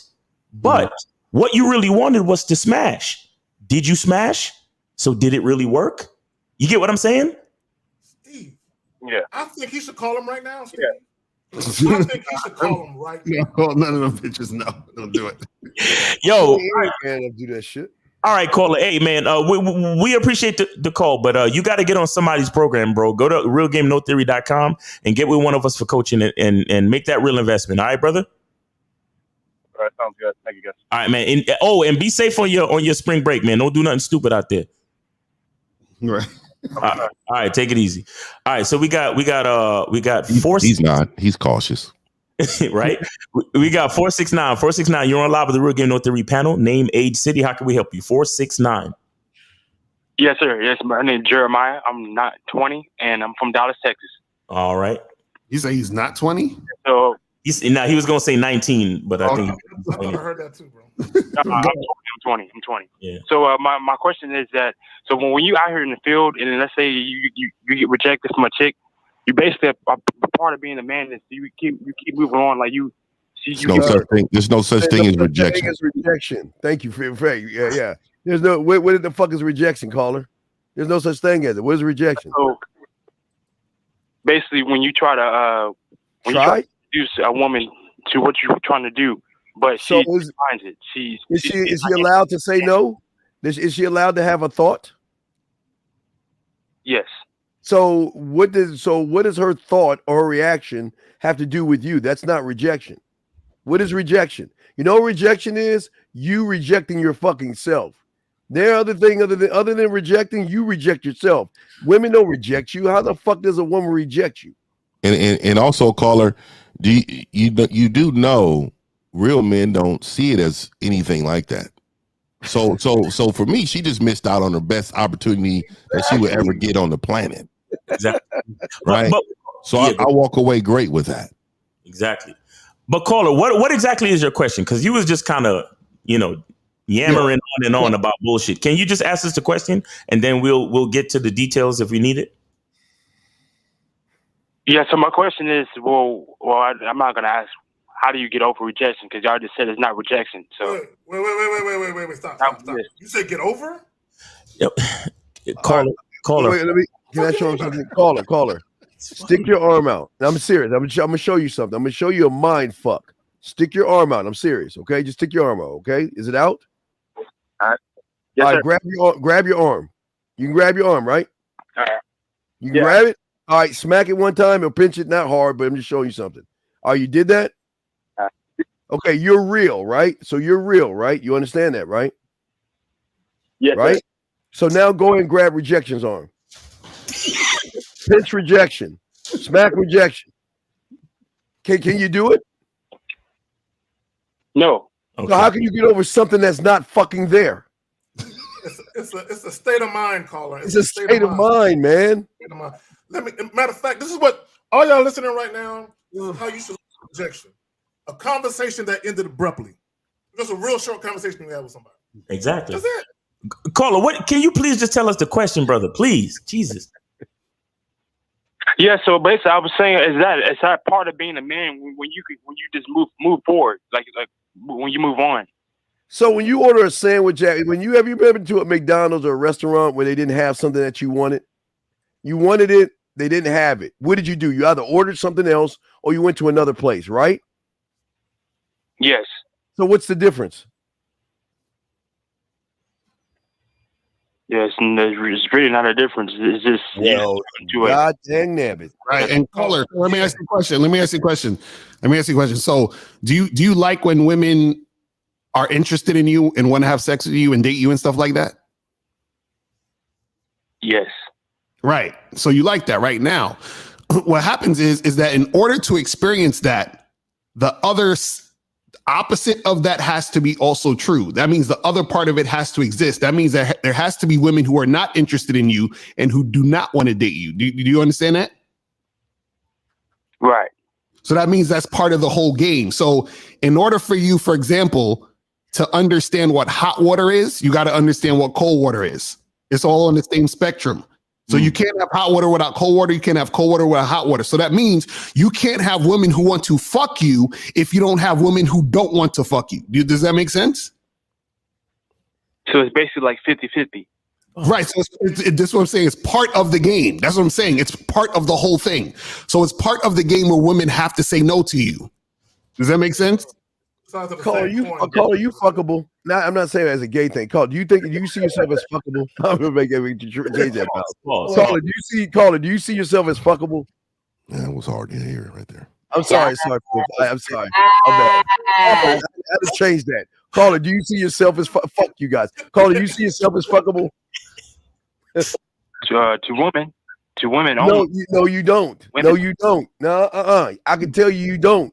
Because if you see yourself as fuckable, you won't give a fuck about what somebody says when you see yourself as fuckable.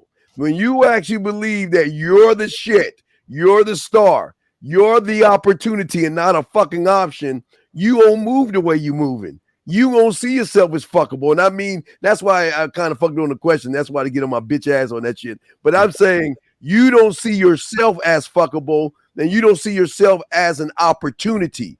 You look at yourself as an option because you don't bring anything to the table in your mind to say, well, damn, she won't fuck me because of who the fuck I am. You don't believe in yourself, sir.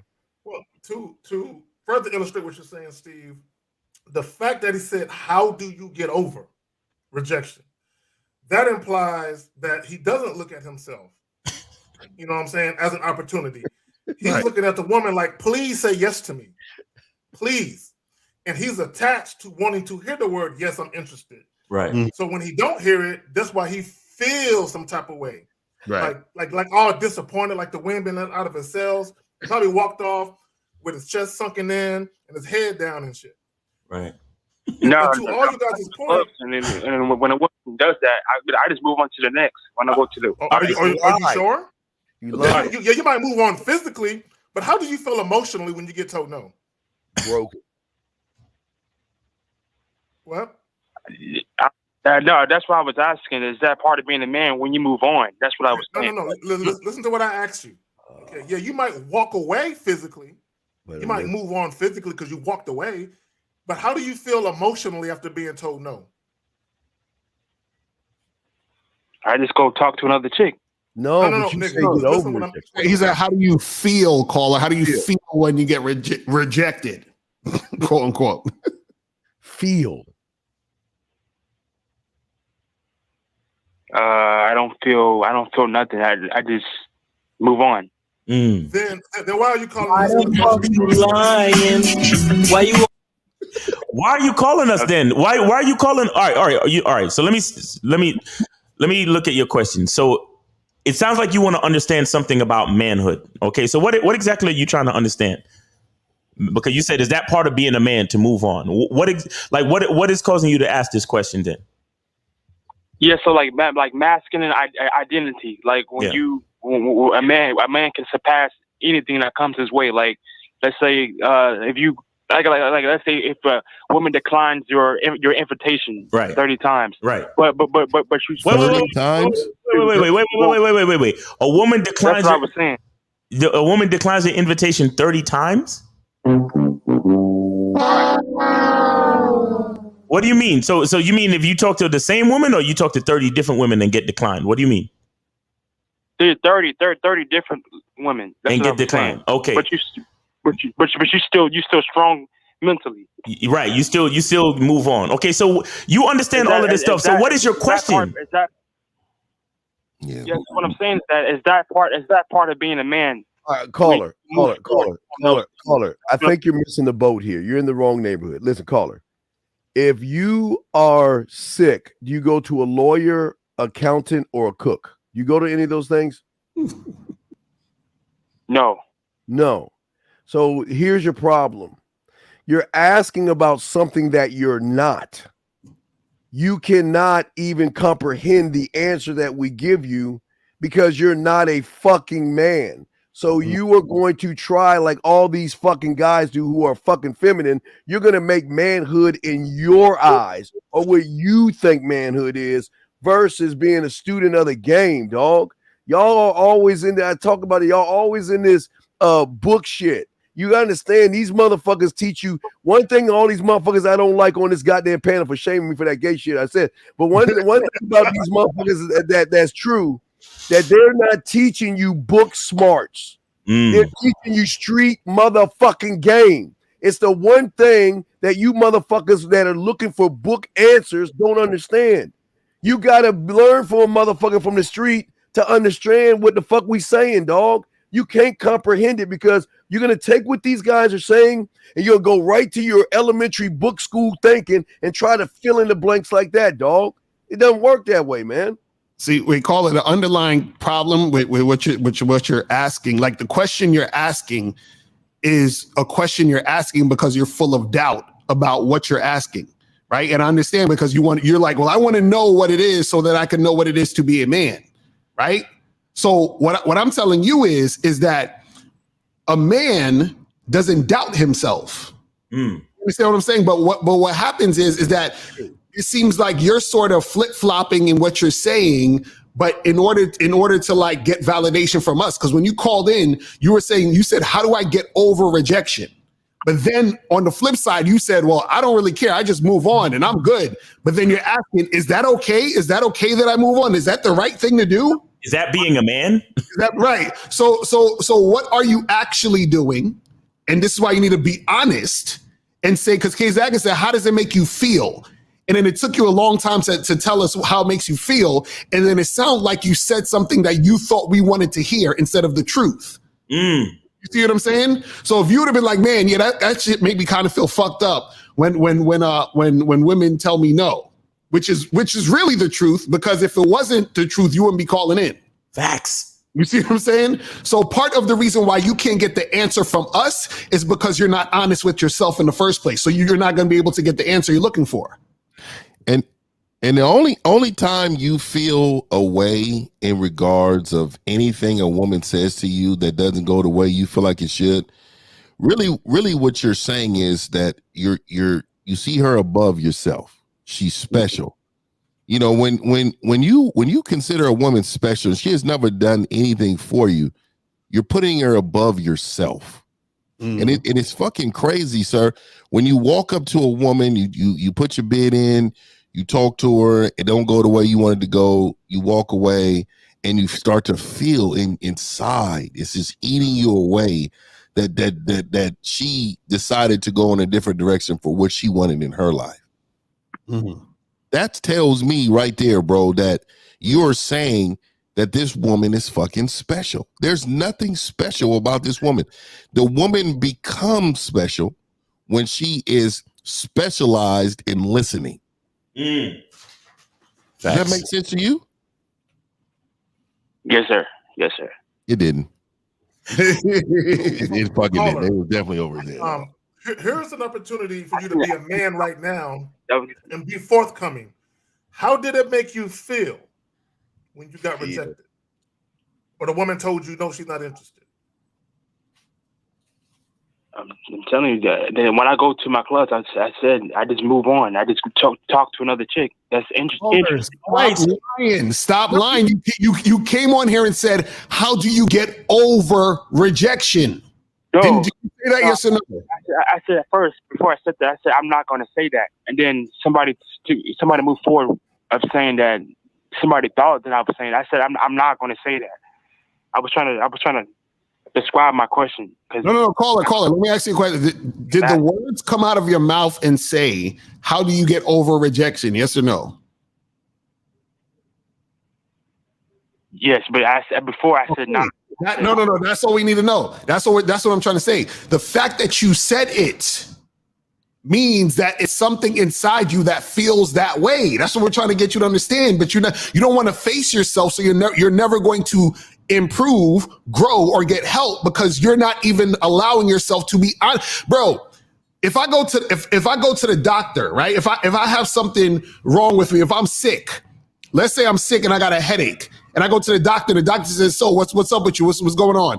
And I tell him, oh, well, my hand hurts. I'm never going to get healed from my headache because I'm not being honest about what's happening. This is what we're trying to tell you. So until you're being honest, forget your ego, right? Be honest and let us know what it is so that we can help you, because we can't help you unless you're honest. Does that make sense? Yes, sir.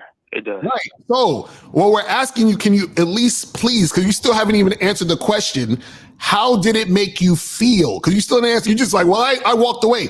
That we're not talking about what you did. We're talking about the feeling. How did it make you feel?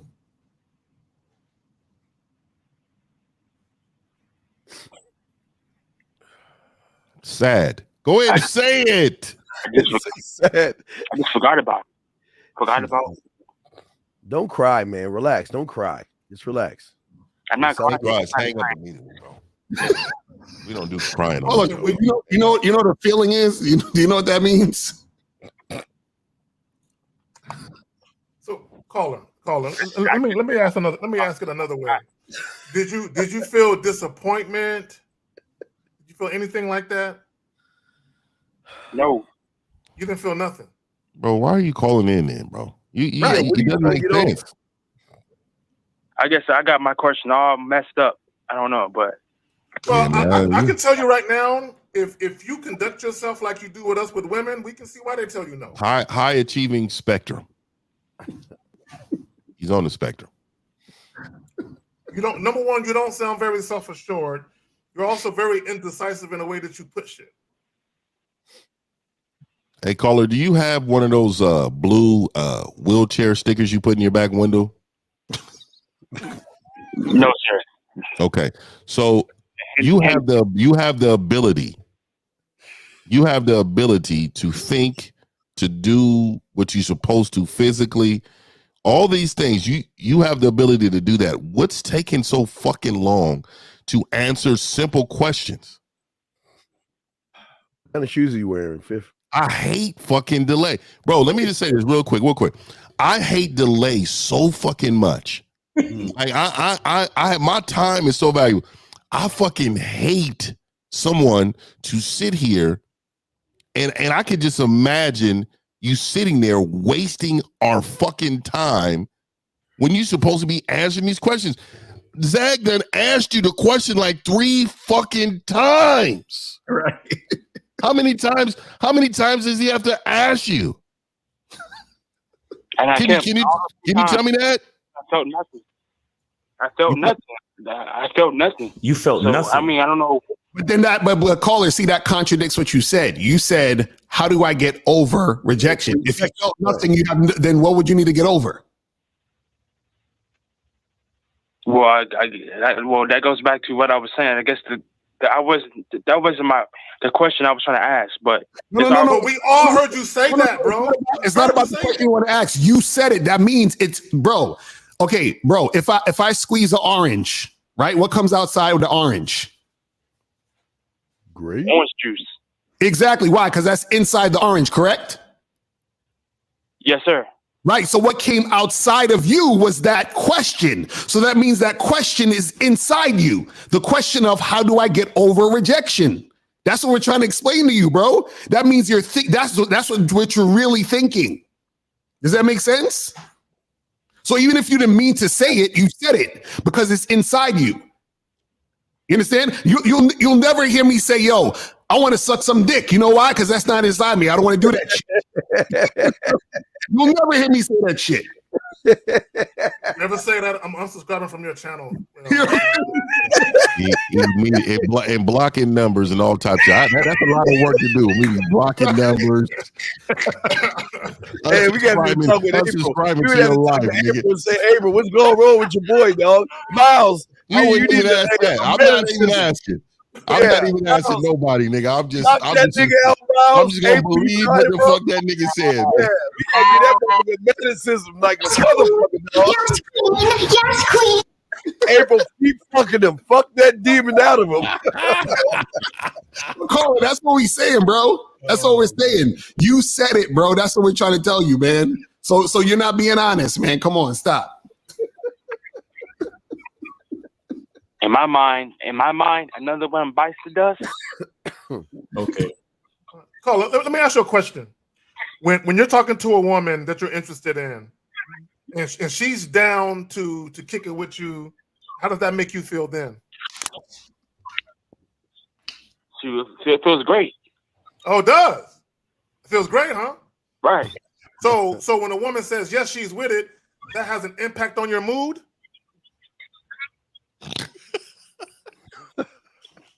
I got you, nigga. I got you, nigga. Yes. Uh-huh. So wait, so you can tell us that you feel great when it happens when she says yes, but when she says no, you're telling us you feel nothing? Oh, he said it does change it. That nigga Zach asked a perfect question. It changed his mood, nigga. He said yes. Oh man. I don't even see no more. You see the lag? You see the lag though, Miles? Do you? It's facts. Caller, listen. We want you to get to the point where you feel good about what you're doing with your life. Whether or not there's a woman there is irrelevant. You get what I'm saying? So that means if a woman says no, then you still feel how you feel. If a woman says yes, you still feel how you feel. The fact that you said, "Oh, I feel great" when the woman is down to hang out with me, that's that's a telltale sign that, just like Lucario was talking about, there's always a balance in life. So if you feel great when a woman wants to hang out with you, it's logical for us to know the truth that you feel bad when a woman doesn't want to hang out with you. You understand? And that's a mentality that you have to learn how to, that once you get coaching, once you invest in yourself, once you get with one of us, go to realgamenotheory.com and get with one of us for coaching and really, get on one of our memberships and get some real content, one-on-one information, coaching and stuff. That's where we could take your mindset, right? So you're balanced and you realize that the game is about you and not about whether or not a woman says yes. You understand? Did you hear his tonality change? He was on some Tony the Tiger shit. He said, "Great, you're great." Everything's great. Tell you, bro. High achieving spectrum. All right, caller. So I'm gonna let you go, brother. But thanks for the call. All right. All right. Next time. All right. Take it easy. Oh. All right. So we got 440. You're on live with the Real Game No Theory panel. Name, age, city, and how can we help you? Jason. 24. I'm in Houston. I was just wondering, how do I stop being mad all the fucking time? Enjoy my life. Mad at what? Yeah, what is he getting mad at? What are you mad about? Mad I ain't got no bitches. You know what I'm saying? No. You remember I said it earlier. You're just lonely. You're not. No. See, you're looking at a surface. You're not looking at the root of the problem. That's what you motherfuckers are doing. Hold on. on. You're not mad. Hold on 1 second, Steve. Hold that thought, Steve. Listen, 516, you just came on the line and we getting all this background noise. Please put your phone on mute right now. 516, put your phone on mute right now. Okay, and 347, make sure you're on mute as well. Put your shit on mute. Thank you. All right, so now so now Steve, go ahead. We're talking to 440. Go ahead. Yeah, 440. You're not mad. That's just the lie or the rug over the main problem. Again, you're lonely. That's where everything is coming from. You're just lonely, but you're upset because you can't do nothing to solve your loneliness, so it triggers your anger. And that's why you need to learn some game, because if you are the way you are and a woman runs into you, you're going to be that guy in the beginning of the video we showed, that you're going to accept any kind of behavior from a woman just as long as you have somebody. So you're not mad. That's the lie. The lie is, your truth is, you're just lonely. Am I correct? Are you going to admit that you're a lonely guy, right? Honestly, man, that's 100% true. All right, that's the beginning. Lonely. Yeah, that's what I'm saying. These guys are lonely. They don't know how to. Yeah, it's at least he was honest. Y'all got it. Caller, listen. So it's once been said. I forgot the exact name of the guy, but you have to understand that if you are if you feel lonely when you're by yourself, if you feel lonely, that means you're in bad company. Mm-hmm. Do you understand that? And I don't say that to insult you, but it says something about your perspective of yourself. You understand? Mm-hmm. So, another origin of your anger and your loneliness is because you don't think well of yourself. You understand? Like, okay, on a scale of 1 to 10, how would you rate yourself in general? Looks, whatever. How would you rate yourself, brother?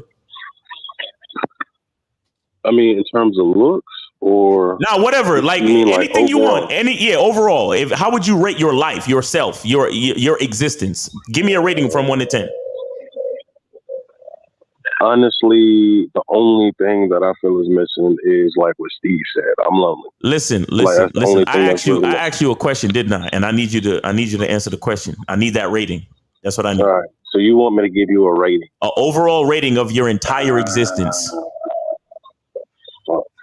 I don't know, man. Why is that hard? No. Say a number, 1 to 10. Say a number. Which number? Say a number 1 through 10, bro. A number 1 through 10. A 6. A 6. All right. So that means you think your life is pretty much around average, right? I mean, yeah, I live in a first world country. I mean, I got a little bit of money. I ain't rich. Right. I'm saying I'm good looking. I'm rich. No bitches. No friends. I'm rich. Yeah, but there's 40. So basically, your life is all right, but there's 40% missing from your life right now. Miles, you hear what he's saying? He's red pill. This is what he said. I look good, I have a little bit of money. He's just red pill shit. Wait, caller. Let me ask you a question, because you said talking about bitches. So, do you think you'd be happier if you had some women? No. I mean, a little bit. This is medical, dog. A little bit. So you think you'd be a little bit happier if you had women? Yeah, just a little bit. Yeah. Why? It fix my problem. It wouldn't fix my problem. What is your problem? I don't know. That's why I'm calling in. It's depression. It's depression. But caller, you said when you called up, you're angry because you ain't got no bitches. So what I'm asking you is, and then you just said that'll help you a little bit. So how is having women going to help you a little bit to not be angry? I mean, because I got bitches. I mean, I can, if I want some pussy, I can have some pussy. You know what I'm saying? I got a pretty bitch on my side. You know what I'm saying? Wow. Kind of feels good. Okay, so now let me ask you a question. Now let's say you start getting some pussy and you like the pussy, and then the woman that you're getting pussy from don't want to give you pussy no more. Are you going to be angry, or are you going to be cool with that? I mean, that's how the game go. It is what it is. Wait. So now you saying that if you was to acquire pussy and not have it after the fact, you'd be cool with that. But now when you don't have any pussy, now you mad. That don't make no sense, because shouldn't you also apply that same logic to what's going on with you now? Can't you just say, well, that's how the game go. I ain't got no chicks right now. Can't you also say that? I mean, yeah, that's what I'm saying. I don't have chicks right now, but you can't say, Lucario, if a bitch leave me, then you should just be good with not having bitches because if a bitch leaves, then it's cool. Okay, it is cool. That's like saying, well, don't even try to get it. Caller, see this right. Okay, caller, I want you to listen. And April said something in the chat about you needing therapy, and I agree.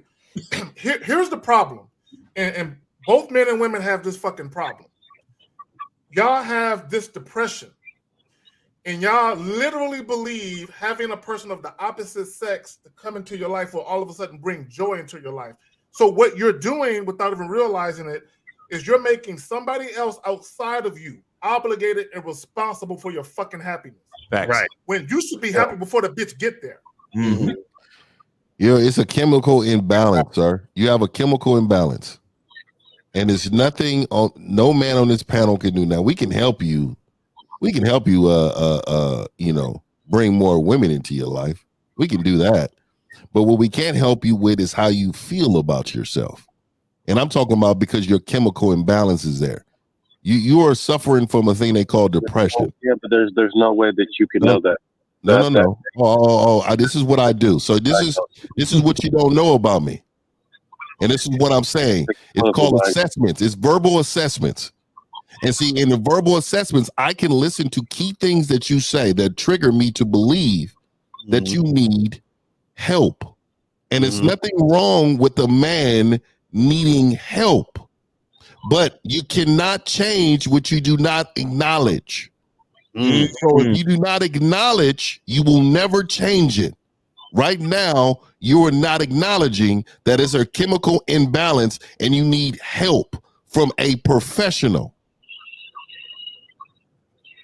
I mean, I agree with needing help, but the whole chemical imbalance thing, I don't know. That's a part of it. What do you think depression is? What do you think depression is? You're a bitch.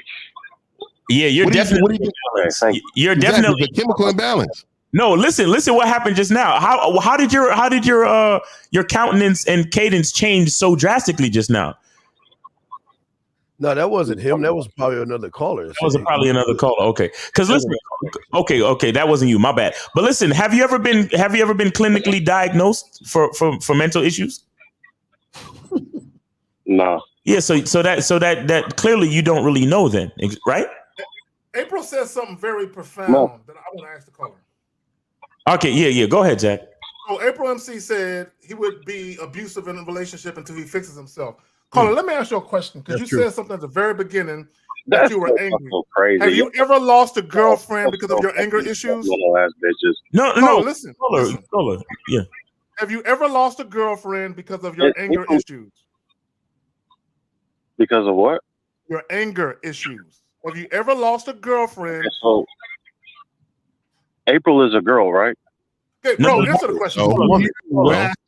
Have you ever lost a girlfriend because of your anger? Answer the question. Have you ever lost a woman or lost a relationship because of anger issues? Answer the question. No, I've never. Actually, I'm really cool, calm, and collected. Like a bitch could do anything. A bitch could cheat on me. Wait, call it. So where's all this you're angry from? You just told us from you when you first got on that you're angry. So how all of a sudden now you cool, calm, and collected? I look angry, and to some degree I am like very serious, very angry. When I was really young, I'm not gonna lie, I had anger problem. I was definitely verbally abusive. I will call a bitch. So it would be ugly. I don't use these type of words anymore because it showed my kinks in my armor. So I'm a lot more stoic when it comes to like how I move as a man. But when I was younger, I was definitely verbally abusive, and because I had a lot of anger, that for me, it took me a lot of meditation. I brought God really. He took over my life, and I allowed that. And see, a lot of that change happened because I acknowledged my anger. Mm-hmm. So what I'm trying to tell you, sir, is that if you do not acknowledge your anger as being a problem, then nothing is going to change. It's called being insane. You know the definition of being insane, right? Continuously doing the same thing, expecting a different result. Yeah, caller. Here's the thing, caller. You got listen. Like Steve, bro. Just like Steve, bro. You fucking my wife, bro. You fucking my wife, bro. Who the fuck is that talking, man? Who is that? You want to pick up the Yo, phone, 516 is not your turn. Fuck you with my wife, and we got a problem, bro. I'm gonna catch you, Steve. I'm gonna Look at this bitch ass nigga. Yeah, keep it alive, please. You fucking my wife. Yeah, caller. He may. Yeah, caller. Caller. Between anger and loneliness is called insecurity, and this is where April is right at. Because you are lonely and you get a woman and you feel that you got to keep the woman, because what you say, I want a woman to be by my side. I want to get some pussy and all this other stuff. And then you talking about that's what the game is. You ain't even in the fucking game to even know that. I'm going to leave that alone. That's bullshit. I'm saying to you that when you get with a woman, because of your loneliness tied with your anger, between that is going to be insecurity, following her around, telling her what you can and cannot do. I'm telling you what you're going to, dog. I'm telling you what you're going to be doing, dog. I got people, clients like you. Look, I told you were lonely. You said you were angry. I told you were lonely. And I'm telling you that if you got a woman, you will do things you won't believe right now, but you're going to try to capture and hold her, man. You don't, and just hang, fuck it. Just hang up this. Fuck it. Never mind. Yeah, these dudes be calling, asking for help, but then when we start talking to them, they start walking back what they said. Right. Because of my anger and because of my loneliness, I won't even let myself get close to a bitch. No, but if you got a bitch, that's what I'm saying. If you got a bitch, you're gonna try to capture her. You're gonna handcuff her. She's not gonna go anywhere. I'm not. Because you're from the red pill. You're coming from the red pill. That's why you're all fucked up. Because you're talking about your money, you're talking about your looks, and all that other shit. I know you're coming from the red pill. So you're all fucked up, man. And I say that with love. In a place with they shit. They be like, yo, I'm angry. They be like, why are you angry? Well, I'm actually not angry. I'm cool, calm, and collected. What are we talking about? Yeah. All right, caller. Please, if you can explain yourself and why'd you call in today? What kind of help are you looking for from us? I don't know, man. I was looking for some, I guess, some real like practical advice in terms of like how a guy can like enjoy yourself with the everyday struggles of being a dude. You know what I'm saying? Like, what the fuck do you mean everyday struggle? What the fuck is this? Oh, I'm not trying to. I'm sorry. I can't stand that shit. Tell me what the fuck is an everyday struggle? As I hate you crying motherfuckers. What is an everyday struggle? Please, you know what a struggle to me is? A meteor the size of Jupiter head towards Earth. That's a struggle. What the fuck is an everyday struggle to a man? Tell us. What the fuck do you mean? I must admit, a struggle to me, Steve, is I don't know whether to watch Pornhub or X videos when I want to talk. I'm struggling. Right. Which one? Mine is that. What am I going to have for lunch today? Caller, please, can you give us a little bit more insight as to what an everyday struggle is as far as being a man in your opinion? I mean, honestly, if you guys don't even know, no. Wait, guys, hold it. Caller, you called us. I repeat, you called us. We're trying to understand you. You say words, we need clarification. So you just said everyday struggle of being a man. Tell us what that means to you, sir. Okay, so everyday struggle of being a man. Okay, so it's like being a man. It's all on you. It's all your responsibility. Oh my God! Oh my God! Wait, let him get it out. Come on, it's a safe space. Let him get it out. Hold on. So it's just like pressure on your shoulders in general of like being a man and being a certain way. Okay, and so like sir, having money. So and like sir, being like an interesting guy with game and struggling trying to get to like to a better point. Okay. Oh my God! You know what I'm saying. Okay, so that's that's an everyday struggle to you, and so how does that make you feel? Is that what gives you the anxiety? Is that what gives you the depression and anger and the frustration? Probably. Huh? Probably. I'm gonna say probably. I guess. I don't know, bro. I guess. I don't. That's what I'm Ain't saying, no bro. player. Read my lips. You ain't no player. Okay. Wait, No, so- let me say something. Go ahead, go Let me ahead. say something. For all you men listening, I know it's difficult for you guys to accept the responsibility of being a man. In my opinion, I believe men are natural born leaders. The difference between us and them is we accept it gladly and everything that come with it. We want all the smoke that come with it. A lot of you niggas like, damn, it's hard being a man. I don't like this. I wish I could be a chick. Just have it easy. You know what I'm saying? Because that's what y'all act like. Y'all act like y'all want. Remember the old school, the easy button back in the day, the commercial. That's what niggas want. Yeah, he hung up. By the way, That's his anger. That was his anger hanging up. Y'all want the easy button to life. This is why y'all compare yourselves to women all the time. I wish I can get sex like women can get it. Why I got to be the one to set up the date? You know what? He needed his passport. We didn't get to tell him that. All you need, caller, is your passport. All that shit will go away. So guys, yeah, we're good on calls right now, but guys, call in 917 647-9392 917-647-9392. What is this red pill shit? Go ahead, Zach. I'll go after you. Hey, why y'all here smashing niggas' wives though? What's going on? Hey. Steve, you fucking my wife, nigga. If I see you, bro, what part of the nigga? Who calls the man if that happens? I think I sent it to y'all on the group text where it was a community tab on YouTube where this dude was bitching because he had to set up the date. He was like, man, I got to walk up to you, talk to you, and I got to set up the date. These women are useless. And I'm like, nigga. What? My God damn. Hurts my Like, head. y'all niggas. And then one dude said, women want us to do everything. I'm like, bro. And then one chick said, nigga, set up the date. Stop asking me what I want to do with your unromantic ass. Right. See, the problem is a lot of men secretly hate women. Yeah. I'm serious. They actually hate them. They just want them in their life. They hate something, but love to have them in their life. Exactly. It's fucking crazy. It's a chemical imbalance. It is. All right, 732. You're on live. The Real Game Note 3 panel. Name, age, city. How can we help you?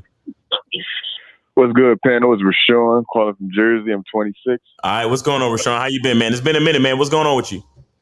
Chilling, man. Shit, I'm excited. April 2nd, I'll be there. Oh, facts. That's what's up, man. All right, that's what's up, man. I look forward to meeting you, brother. Yeah. Make sure I get them tickets, people. Exactly. And you could definitely bring your lady friends too. Yeah, right. Good. Ain't tripping. Well, yeah. Mr. 1950, you said something at the beginning of the show. You said something about a book, and in a chat, you may have not thought it, but that's fine. I asked, was that the cookbook, like the kitchen? No. So that's actually come out second. That one's already done, but I wanted that to come out second. So my book's gonna come out later this year. It's gonna be called "Why You Lose and I Continue to Win," and it's just gonna be traits of why certain parts of you are continuously to lose and how to fix that, man. So that's gonna be coming out later this year, and then that's when we're gonna release the Silverback Lifestyle. I know Jay Roman has been doing the K Zag show. Shout out Jay Roman. Yep. That's my brody, man. And we're gonna be doing a lot more to talk about how to live this aggressive lifestyle, man. And I know a lot of men have been trained not to be aggressive, and I know a lot of men have been trained not to be assertive, but that's not how I live, and it's a way that you can do it and live a great life. So that's what we're going to be talking about later this year. Exactly. Okay, well, I definitely want to comment on that. I love that you're coming out with the book, so I'm gonna let you know ahead of time. I'm definitely gonna buy it whenever it comes out, no matter the price. Appreciate that. Appreciate that. My thing is this: as far as being aggressive and assertive, I'll just voluntarily tell why I believe it's important to be that way as a man. And my experiences, when I was not that way, people didn't listen to me. No one took me serious. Communication wasn't getting through. You understand what I'm saying? Right. But I believe when you get that way, you start to see how much power you have, how much influence you have. You understand what I'm saying? Because other people. I would say a lot of us, in some type of way, we need direction somewhere, especially women, right? Mm-hmm. So although the media may seem like it's evil to be that way and you would get canceled and nobody will like you, it doesn't matter because it needs to get done to speak up, to talk, to lead. It needs to get done so people can live their lives in the right path. You understand what I'm saying? But as far as the what the last caller was saying, and I'll get off the phone, he was saying it's a struggle to be a man. I'm on the opposite of that. I completely disagree with that. I think it's excellent to be a man. I don't know if Kay Zagan said this. Yeah, Kay Zagan said this. He said it's a struggle when meteors are hitting the fucking planet. No, that was Steve. That was Steve. You know, I was talking about the difference between Pornhub and next video. They ain't know which one to talk about. That was Steve talking about the meteors and shit. Well, to address that point, you know, the problem with a lot of men is that they've subscribed to a lot of societal connotations that get attached to manhood. So a lot of them subscribe to the Me Too movement. They subscribe to the masculine, the toxic masculinity narrative. They subscribe to so many things that say negative things about being a man that they internalize it, and then they start to look at manhood itself as something to struggle with. They look at manhood as something negative. But I'm here to explain to cats that being a man is a fucking privilege. You know? It's a privilege to be a leader. Like imagine nature already decides that you're a fucking leader. Right. That's a fucking privilege. Every day I wake up, I'm thankful for my life, but really I'm thankful to be a fucking man. I'm thankful to have a fucking dick. Like dick is a gift. Like I'm thankful for that shit. I'm thankful for my XY chromosomes. I'm thankful for the fact that, you know, it's the sperm that decides the fucking sex of the child. Like, I'm thankful for the fact that nature and God already has it built in that I'm the fucking leader. You understand? Now, whether or not I as the man want to understand and embrace it, that's up to me. And the problem is most cats, the average male out there doesn't understand the privilege, doesn't understand the prestige, and doesn't want to fucking embrace it. And that's why guys like us exist, to fucking remind niggas that it is a privilege. You are in a place of responsibility and power, but you need to move as such. The problem is you're in a place of power. You're in a position of power, but you're moving like a fucking pussy. You're moving you're moving like a loser. How the fuck you was born in a position of power, but you moving like a loser? How the fuck you the leader, but you calling in talking about, well, I'm angry and lonely and I don't know. And what are we talking about here? But go ahead, Rashawn. Go ahead, Rashawn.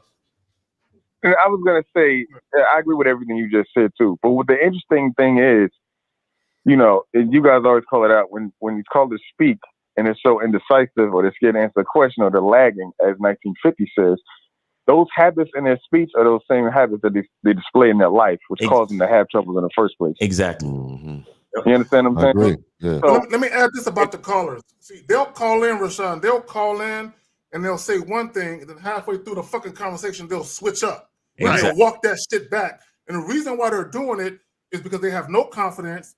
They're not self-assured men, and they're worried about being made fun of. So imagine how they are with women, right? Where they can't even truly be themselves because they're worried about what the woman is going to think. We're complete strangers to these niggas. We don't know who the fuck they are, but they're so worried about what we going to say. Imagine how they are with women. And shout out LaTanya. She said, please make a return of the aggressive man. Women want leaders. They want to be led. They want niggas who are grown fucking men who know what the fuck they're doing. I don't give a fuck what you niggas hear from these other goofy ass YouTube niggas. Women want dudes who are men. Exactly. And ask any woman who's watching right now who is single, how difficult is the dating game for you? They'll say it sucks. Ain't no man out here. Facts. That's what they'll tell you. That's real shit. All right, Rashawn. You have any other questions or anything else you want to say? No, the last thing I want to say is I speak for myself, and maybe this is everyone else, but as a man, since birth, I always felt the want and the need to take over and have things go my way. Thanks. You know, even when having other people lead me, I'm like, this would have been much better if I just led myself. Thanks. You understand what I'm saying? So I just believe, you know, everybody, like some people, they're just holding back that need and want to lead and don't want to take the responsibility of being the leader. But that's all I got to say. Y'all keep throwing out that information. I'm gonna keep learning. All right, man. Rashawn, appreciate you, man. You enjoy the rest of your weekend. Thanks for calling in. Be safe, brother. All right. Yeah, man. I mean, it's about that time, man. If y'all ready, man. Unless y'all want to do some questions, or it is what it is. I'm good. Hey, I want to say later on tonight, me, Zag, we're gonna do a review, man. We're gonna do on the Passport Bros lifestyle. We got a line of videos, and I want to show you, man. I want to show y'all some, man. Hey, I done caught some shit, and when I show y'all these videos later on tonight, you're gonna be shook. All right, let's see. All right, 240-240. You're on live with the Real Game No Theory panel. Name, age, city. How can we help you? Salute to the panel. This is Beast of No Nation calling from Maryland. All right, what's going on? How old are you? 32. 32. What's your question, brother? Go ahead. It's not really a question per se, but I'm just saying about the aggressor and stuff. You can't go about being aggressive because you can get shot. Oh my God! Hey, sir, you represent the DMV, dog. You cannot represent my town. Talking that, I apologize. I'm sorry, guys. I apologize. Yeah, so let me say this really quick too, and because I'm the one who talk like this, let me tell you what it is, man. There's an art to it, right? And so what I'm telling you is that what you're doing is what society wants you to do. They always want you to tiptoe around aggression. This is naturally inside of you. And they want you to tiptoe around it because they want you to do what?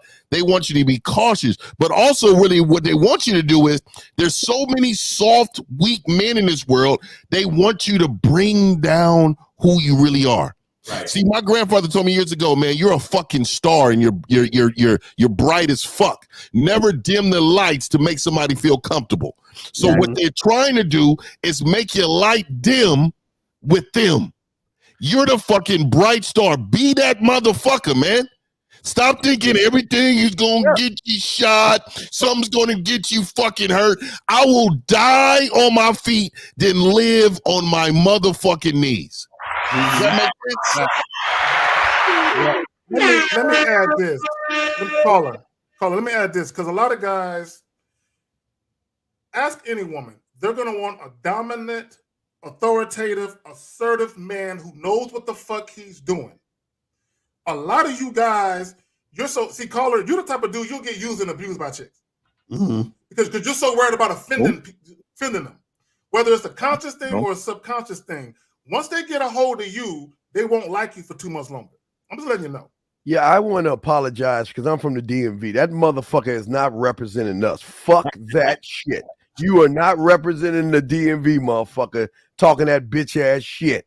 Now, here's the thing. Here's the thing, man. And it's very important that we talk to motherfuckers like you. We're not saying be aggressive as grab a woman without her permission.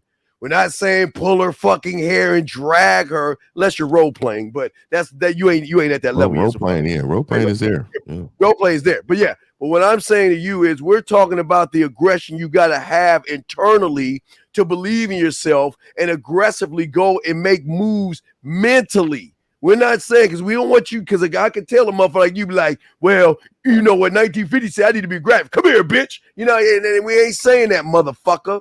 And we ain't saying about getting shot. We're talking about being aggressive internally, but motherfucking think. Common sense, you dumb motherfucker.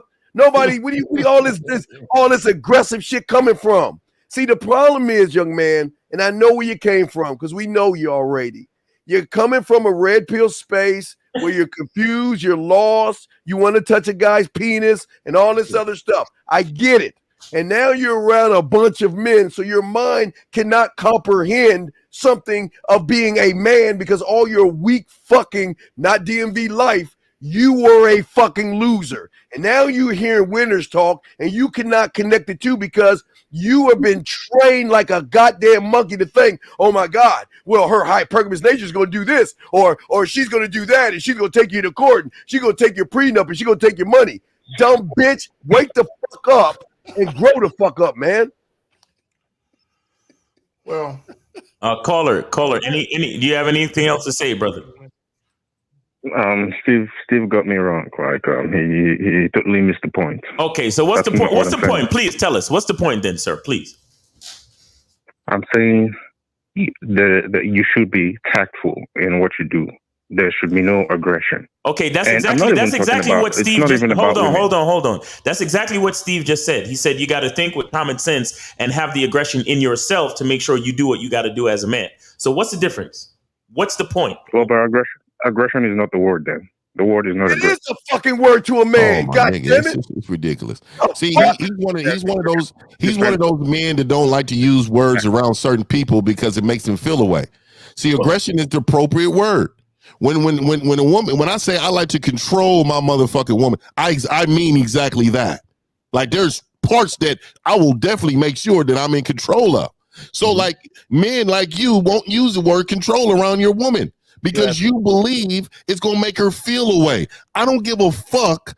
Being aggressive is a word that make people feel away. No, aggressive is the appropriate thing. There's levels to aggression. If you was aggressive, you would understand what the levels are. When the police come, I'm being very assertive, but I'm also being aggressive with them and let them know, like, hey, how you doing, sir? I'm not doing anything wrong. Is there anything else I can do to help you? There's a way to communicate that. When you walk into a business, they messed your order up. There's ways to talk to these individuals. When a woman says something out of order, the way you communicate with this woman aggressively. Do you understand? Caller, is he still there? The caller still there? Caller, I think you're thinking about the dictionary term. If you looked up aggression, there are synonyms, which are confidence, self-confidence, boldness, and self-assertion. I like the word assertive myself, right? Mm-hmm. But you're thinking about aggression like physically violent. That's what you're thinking about. Mm-hmm. We're not talking about that. We're not talking about harming women or mistreating women or being malicious in any way. We're not talking about that. We're talking about we run shit. That's what we're talking about. Yeah, we're talking about shout out to Jonathan Dandridge. He puts aggression is forceful and sometimes overly assertive pursuit of one's aims and interests. So what we're saying, caller, is that sometimes being assertive isn't enough. So you have to be aggressive, meaning overly assertive. Right. And especially in today's climate with so many bitch ass males and shout out to Steve, grass eating lions and men who have taken a back seat to the aggression of females, as it were. You understand? At this point, you have to be aggressive. Assertiveness is not enough these days because so many fucking bitch ass dudes. So, Cole, let me ask you a question. If you had someone in your family trapped in a car, do you want the men that's going to help her to not be aggressive? Say that again. If you had a family member trapped in a car and some men were trying to help her get out the car or help that family member get out the car, do you not want them to be aggressive? Oh, I broke a nail. Okay, that's a different kind of. Yes, you have to be aggressive, but that's a false analogy. Okay, but why do you have to be aggressive in that situation? Yeah, to be able to have the strength to open up the door or to rescue the situation, right? Right. So if I'm in a relationship and not someone trapped in a car. Exactly. So what I'm saying is if I'm in a relationship with a woman, right? I have to be aggressive in that relationship in order for certain things to happen, in order for certain things to flow, in order for certain things to occur, right? Because if I'm not aggressive, then certain things in a relationship could happen and that relationship will die. Does that make sense? Yeah. That's what we're saying. That's what we're saying. See, you're thinking about it on the surface level. That's why you're not getting it. This is what I would tell the caller. The opposite of aggression is passive. Are you passive? And I'm gonna tell you right now, women hate passive motherfuckers. I'm gonna tell you that right. Let me ask you, Carl, let me ask you 3 questions. Are you an alcoholic? No, I'm not. I am. Are you a crack? Are you hooked on crack or drugs? No. I am. Do you have a gambling addiction? No, I don't. Oh, well, goddamn it, I do. And that's the difference between me and you, fucker, because I am drunk on me, high on me, and I bet on my motherfucking ass all the goddamn time. So I'm making motherfucking aggressive goddamn moves all day, every goddamn day. I ain't sick on my motherfucking ass. like you. That's why you come at this. Well, you should not be aggressive. Man, you are representing the DMV, motherfucker. Nuts drop and fucking learn, man. Don't be coming over here. Now, after the show's over, I got to say, hey, look, guys, no, don't judge me. I am from the DMV. They're going to be looking at me now because of your fucking ass. Yeah, I want to know what made you, who told you not to be aggressive? The reason I'm saying to not be aggressive is because I was aggressive at work, and it was between a chick and I, and she reported me to the HR because only. Hold the fuck up! Wait. Hold on. What did you do exactly? Caller. Can we have the story, please? Can we give us the story on how this all went down? Yeah, so okay. Look at it this way. Just like you're talking about, there are a couple of managers, and we're in charge of about 50 people. And then this particular girl was rude as hell, and other managers couldn't tell her shit. And she would always mess up the whole flow of things. And unfortunately, she was under me. So this one time, I got really mad at the situation, and I had to go confront her to go do her job. And she got mad at me, and No. What did you say? What did you say? Caller. Wait. Caller, you glossed over the actual incident. You see how you fuckers do? We ask you guys a question, and you give us all the extenuating details, and then you gloss over the critical detail. What did you say to the woman? How was the exchange? The aggressive exchange? Please explain it to us. Jesus. I simply told her to go do her job, and she resisted. And then I told her that if she wasn't going to do her job, like, I would take it to the next level. Like, but I didn't say it calmly. I was just angry. I was aggressive. Okay, all right. Wait. Okay. So basically, you were not aggressive. You were emotional. Mouse. That's the part you don't. That's why you're confused. Yeah. Aggression is not being emotional. Aggression, and this is what you got to understand. A real man's aggression is calculated. Mm-hmm. Does that make sense? I wasn't emotional, Mr. Vicario. You were. Oh my God! You just said you was angry, and you made a decision based on how you felt. You said you was angry. To do it. Caller, you said you were angry. Anger is an emotion, brother. Yes, because I'm the manager, and she was rude to me, and she was talking back at me, and I told her, and then. So being emotional, look, having emotions is one thing. Being emotional is making decisions based upon the emotion you're feeling. Right. So you went over there to her, and you was emotional with how you were speaking because you were in your feelings on what and how she was doing things. So if you said it angrily, like in a very attacking type of way, that's emotions. You're being emotional about it. Caller, let me ask you a question. Yeah, go ahead. This woman who's under you, how often was she being belligerent before you finally just exploded? That's what it sounds like to me. It sounds like this occurred over some time. Yes, she was. That was her way, and no manager could confront her. Okay. I would have if I was a manager in there. I'm gonna ask you a question. This is a very serious question. So the first time she was being belligerent, resistant to being told what the fuck to do, did you ever have a conversation with her prior to you blowing up? No. Like I said, you're passive aggressive. You're supposed to have check-ins. Yeah, you're supposed to have check-ins with her, right? You are her superior. You're supposed to have check-ins. You're supposed to have check-ins on her performance. Yeah. And you're supposed to be talking to her on how she's supposed to improve, right? Okay. Let me make this point. So I'm one of the managers, but there are other managers who are at a higher level than I am, and they did. You are her direct manager, right? Not say nothing to this girl. You are her direct manager, right? You said what now? You are her direct manager, correct? Yes, I am. Okay, so you should have more of an influence of a relationship with her in general, right? You're responsible for her, caller. Caller. There's a word I want you to look up. Avoidance. You avoided her. Right. You were passive as fuck. And then one day you couldn't take it no more and you blew up emotionally like 50 Cent. Exactly. So he avoided her passive aggressive, and then that's where the blew up. The emotions started riling up, and then you got emotional and you got angry at her, and then that was what you said. So that's not being aggressive. That's being emotional. That's being angry. Exactly. You know what I'm saying? See, aggression. You got to understand something.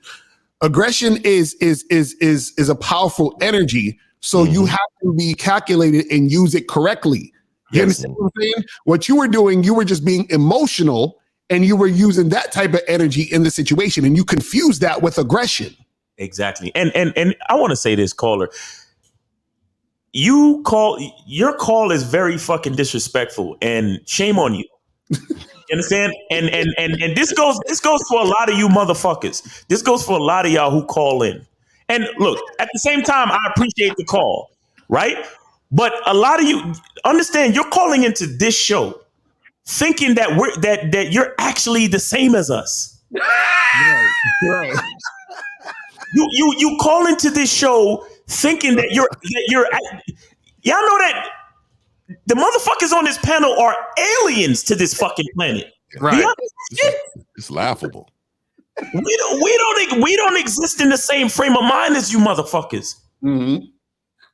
Now, and I'm not even saying that we're better. We're just different, okay? So you call in talking about, well, I want to make the point that you just can't be aggressive because obviously what you thought was aggressive was bitch-made fucking actions. Mm-hmm. Right. That's how different we are. When we say the word aggressive, we're talking about something totally fucking different than when you said the word aggressive. You understand? Because you called in basically saying, well, I think the word that you should be using is assertive and not really aggressive because blah, blah, blah. And you have to use tact and blah, blah. No, you got to use all of that shit because you're emotional, because you let that bitch run wild when you should have been managing her. You're her manager. Why weren't you managing her? So we know he ain't got no game. It means he ain't got no game in his real life when it comes to his own woman. And this is what it is. So let me tell you this really. Let me tell you, caller, real quick, and I'm gonna let you speak. Caller, I'm gonna let you speak. Let me get this all. Caller, let me let you speak. I'm gonna get this. I'm gonna let you get it all. What you have to understand is just like little kids. When you see little kids throwing a tantrum, are you going to match their tantrum? Are you going to fall on the ground and you're going to start crying with them? No, you're going to use your logic, and you're going to say, look here, we're not going to be crying or laying out in this floor in the store. What you're going to need to do, here comes the directions. You get up, stay quiet, and you stand over here into my next directions. So what you're doing is that you have to lead with logic. You have to lead with understanding what the situation is. The first thing, if that woman was on the floor doing that to her, I'd have said, look here, I know you're having a hard day right now, but I'm going to speak to you in my office. All right. And once we speak in my office, we're going to clarify some things because this is unacceptable. But what I want you to do is I want you to log off whatever you're doing. And I want you to understand that this is not appropriate, but we need to speak one-on-one because I'm concerned. See, I didn't raise my voice, but I'm leading her. I'm giving her directions. But once I get her motherfucking ass in that office, I'm going to let her know. Look here, you're an image of me out here on this floor. I'm managing you. You need to understand that you need to reflect me on this floor. And if you're not going to do that appropriately, then it's going to be options for you. The options is either you do it or I'm going to terminate you. Thanks. You understand what that means, caller? Yeah, I understand. You know what you got to watch? Watch that clip on YouTube. Is a clip of the Fresh Prince of Bel-Air, the episode where Will and Carlton was out with that girl. And remember, the girl was acting all funny style and Carlton had to check her. You understand what I'm saying? And that clip right there is showing aggression, right? Showing that, listen, this is what it is. This is what we doing. This is what we not doing. And he just let her know what it is. So he didn't yell at her. He didn't go crazy. He wasn't being emotional, right? That's not what aggression is. You understand what I'm saying? That's just being emotional. Mm-hmm. You see what I'm saying? When you're aggressive, what you're basically doing is you're asserting yourself in a situation for things to go the way it needs to go. It's that simple. Caller, earlier you were about to explain something about dealing with women. Please elaborate. No, I'm talking about at work. No. Like, go ahead. Different. Go ahead, please. Tell us how to deal with women at work. Please, go ahead. And to get my point across, she was actually fired after that incident. So that's to tell you that people were actually scared of confronting her. You see, I told you this nigga didn't want to confront her. The medic was fired. Okay, man. Come on, that's bro. all well and good, and we're all internally applauding you for that. But I want to get to your assertion of how to deal with women at the job. I really want to hear this. Yeah, well, I'm saying this because a lot of guys, the other guys thought that way. That was why they failed to confront her, even though she was rude, and it was apparent that she was rude. She was disrespectful as hell, and nobody could do anything to her, even to the managers 3 levels above her. But they were scared to do anything because they were afraid of it. They were afraid of people going to HR or wait, but caller. You okay? I asked you to explain to me. You said there's a certain way you have to deal with women at work. All you did just now was tell us that all of the fucking managers were afraid of her. I'm waiting for you to tell me how to deal with women at the job. That's what I'm waiting for you to tell me. It's pretty much ignoring them. Ignoring acting them. Like you didn't. See that shit? Oh, check this out. Caller, listen. When you have to do something, caller, no. That's avoidance, just like K. Zagan said. That's avoidance. But go ahead, K. Zagan. Passive aggressive behavior is a pattern of indirectly expressing negative feelings instead of openly addressing them. That's what y'all motherfuckers did. And let me tell you what else you did with all them rest of them bitch ass dudes. Instead of being managers and looking at this woman as a subordinate, y'all made it about the sexes. I'm a man and she's a woman. You see how that woman is behaving? Instead of saying, my employee isn't acting right. This person below me, you made it a thing about the sexes, which is why you had issues and you made this shit all emotional because in your real life, you probably got issues with women. Exactly. And you see what the mistake was, caller? The mistake was dealing with women at work. No, everybody's a fucking employee. Right. She's not a woman at work. She's an employee. Here's the thing, though. When I tell you manager, I'm telling you even female and male managers know this person that I'm talking about. And none of them have done anything to her. So, listen. Caller, listen. Please make sure you don't mention what fucking company you work for. Because this is a company that's about to go out of business. Right. All of you motherfuckers are terrible. All of the fucking managers at your job go to work tomorrow and tell everybody that they fucking suck. Miles Cunningham said it. Right. Yo, everybody on this fucking floor, Miles Cunningham say all of you suck at your fucking jobs. All of you managers. I'm putting cases on all of you managers. All of them. All of you suck because you let a disrespectful bitch come up in the company and got all of y'all on some walking on eggshell shit, scared of her and all this bullshit. I'm like, caller, what is the other person? Hold on. I was studying everybody's attitude towards the girl, and then I figured out how I was going to do it, and it worked perfectly. So, what are you talking about? What you said? What worked perfectly? I was fired. I did what I could not do, but it took me time to figure out exactly how to go about it. Caller, what we're trying to get you to understand is this too, and you keep talking about other people. So you're worried about how other people was dealing with her and what other people was doing. That has nothing to do with you dealing with someone you're supposed to be managing. Does that make sense? If the managers higher than I know this and they didn't do anything, so I was trying to figure out, okay, let me not do something that is going to get me fired. Because if people know about this, people who are higher than me, who have higher positions, are seeing this and nothing has been done about it, then I better be tactful. I better be really brainy about going about this issue. So just let her run amok and do what the fuck she want to do because you're worried about keeping your job.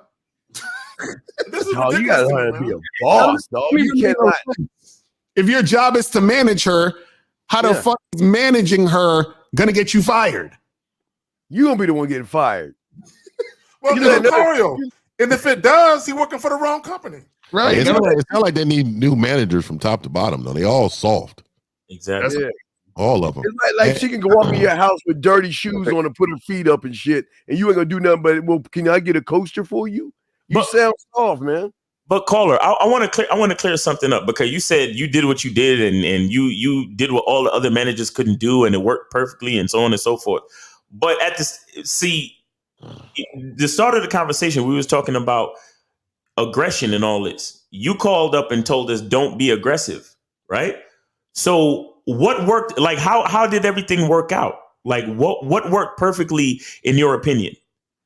If you called up telling us, oh, don't be aggressive.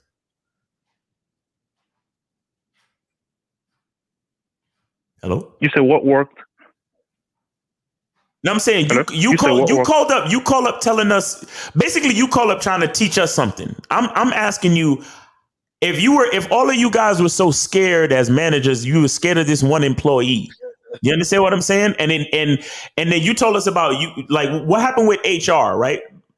That you did you get reprimanded or did she just get fired and that's it? How did it all work out?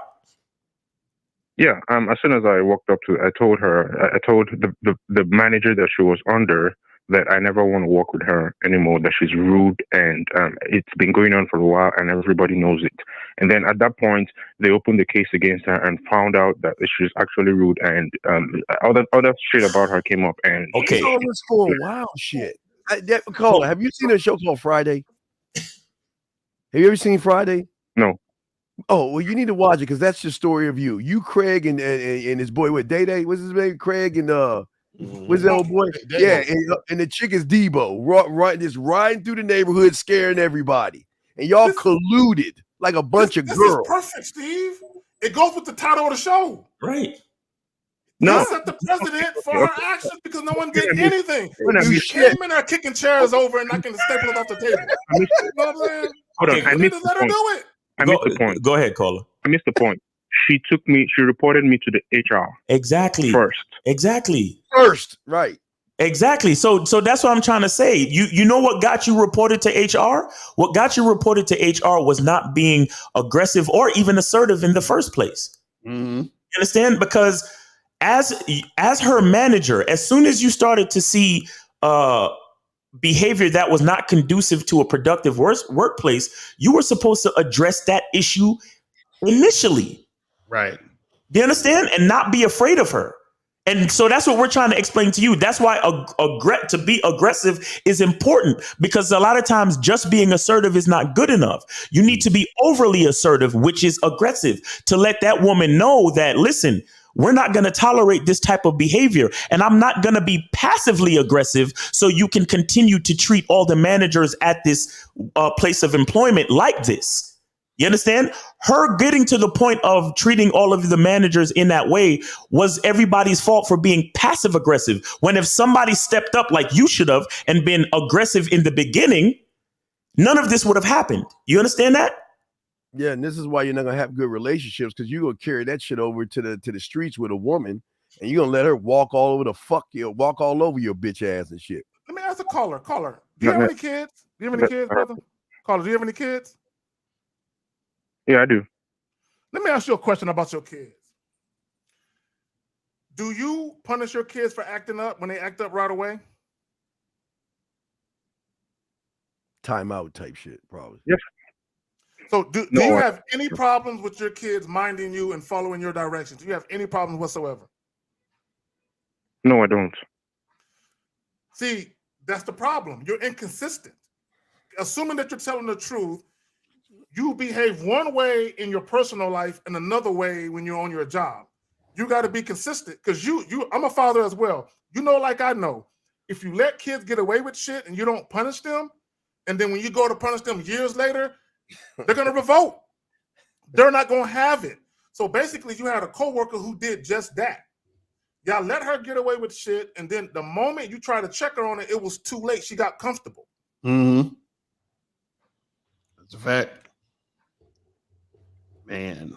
Caller, and you know, another thing I would say this: if she understood who she was dealing with from the very beginning, because like we were saying, if you look at the title of the show, what you introduce a woman to in the beginning sets the tone, right? So if she came in a certain time, and that first day where she showed that belligerent behavior, if you had asserted or aggressively shown her the truth of the situation, she wouldn't have tried to report you to HR, because her reporting you to HR is her trying to make a play on your passive aggressiveness, right? If somebody reporting you is her trying to make a play on the fact that she knows you're scared of her. You understand? So because she knows you're scared of her, you might also be afraid of what HR might do to you, which is why she played the game that way. Do you understand that? Yeah.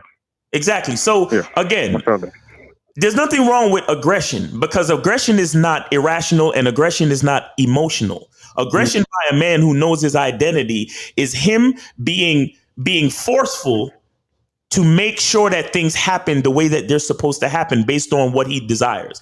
That's what that is. It's not being emotional, and it's not about being passive aggressive where you to the point where you're afraid of what might happen. And let's just say you were aggressive initially, and then the company sided with her.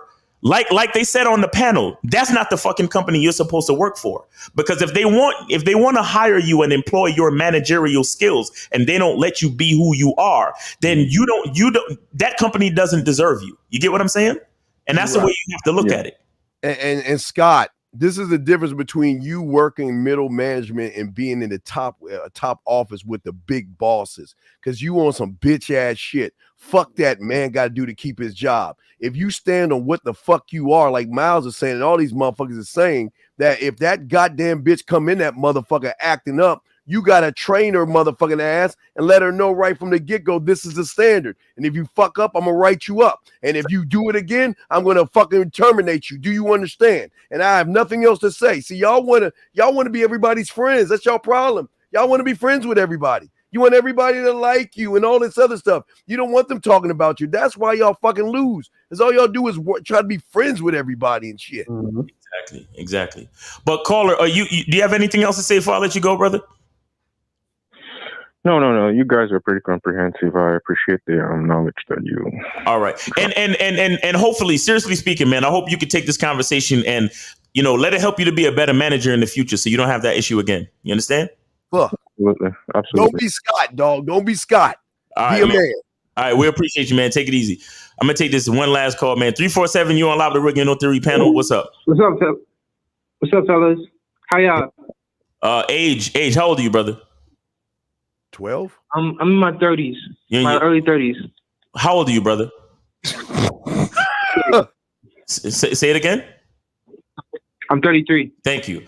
What's on your mind? Go ahead. What's on your mind? All right, so I got some success. I do music, right? But I'm also I'm sorry. I'm sorry. Wait. I'm sorry. I asked you what was on your mind. That was wrong of me. What's your question? What's your question? Sorry, yeah. So my question is, how can I get to the next level when I'm not sure of myself? Join the Masculine Identity Membership. Go to masculineidentitymembership.com, brother. We appreciate you, man. Have a great day. All right. Basically. So I don't know why they ask the same question. We give them the same fucking answer, dog. Man. Let me say this. Miles, we good on calls? Yeah, we good on. Yeah, I killed the phone lines. We're done. Right, We're done. y'all want to get to these OT, questions that we got, or we good? Yeah, we good, I think. Now go. What you want to say, K-Zaggy? I was going to say, y'all want to get at these questions, or y'all want to go ahead and bounce? Do we have any questions? What question? There's some stuff that was starred. I'm not sure if they're questions or not, though. Only one of them is the reason why men are hesitant to take leadership position is because he's confident in himself. What? Are hesitant? The reason. That don't even make any sense. Man, learn how to fucking go to school. Anyway, yeah, that's pretty much it, guys. But shout out to Mr. 1950 and shit. Make sure you guys have a review tonight. And then we're gonna do this too. So we got two definitions of man seminar. Make sure you guys get that shit cracking. Exactly. Go to get your tickets for the Game Kings 2 Definition of a Man Seminar NYC April 2nd, man. Is 2 weeks from now? Like is about to be on, man. Make sure y'all get your tickets. We got Taekwondo, Ron Wills, Kerry K. Zaggin, and your boy Miles Cunningham gonna be there. Mr. Lakari, the bad boy of the dating game, is gonna be there. So make sure y'all get your tickets, man. It's gonna be fire, bro. Real quick, Edwin Wickens, as Steve would say, just throw her number away, bro. You already fucked up. Yeah. The 136. He said I gave a woman some flowers and went to the movies, but how do I move it to the bed? Man, hey, thank you for your service, motherfucker. All right, guys. Hire some more flowers. And I was saying, shout out to Mr. 1950, and y'all doing a review tonight of Yeah, we're gonna talk about tarmac tricks. Tarmac tricks. Oh, at what time are y'all doing that? Oh, that's a good question. I'm not even sure. I don't even know. All right, man. Yeah, man. Thank you guys for calling in. Thanks to all of the callers. Thanks to everybody in the chat, man. Shout out to the panel. Yeah, man. Appreciate y'all. And until next Sunday, God willing, we're gonna be here again to spit this game, man. Peace.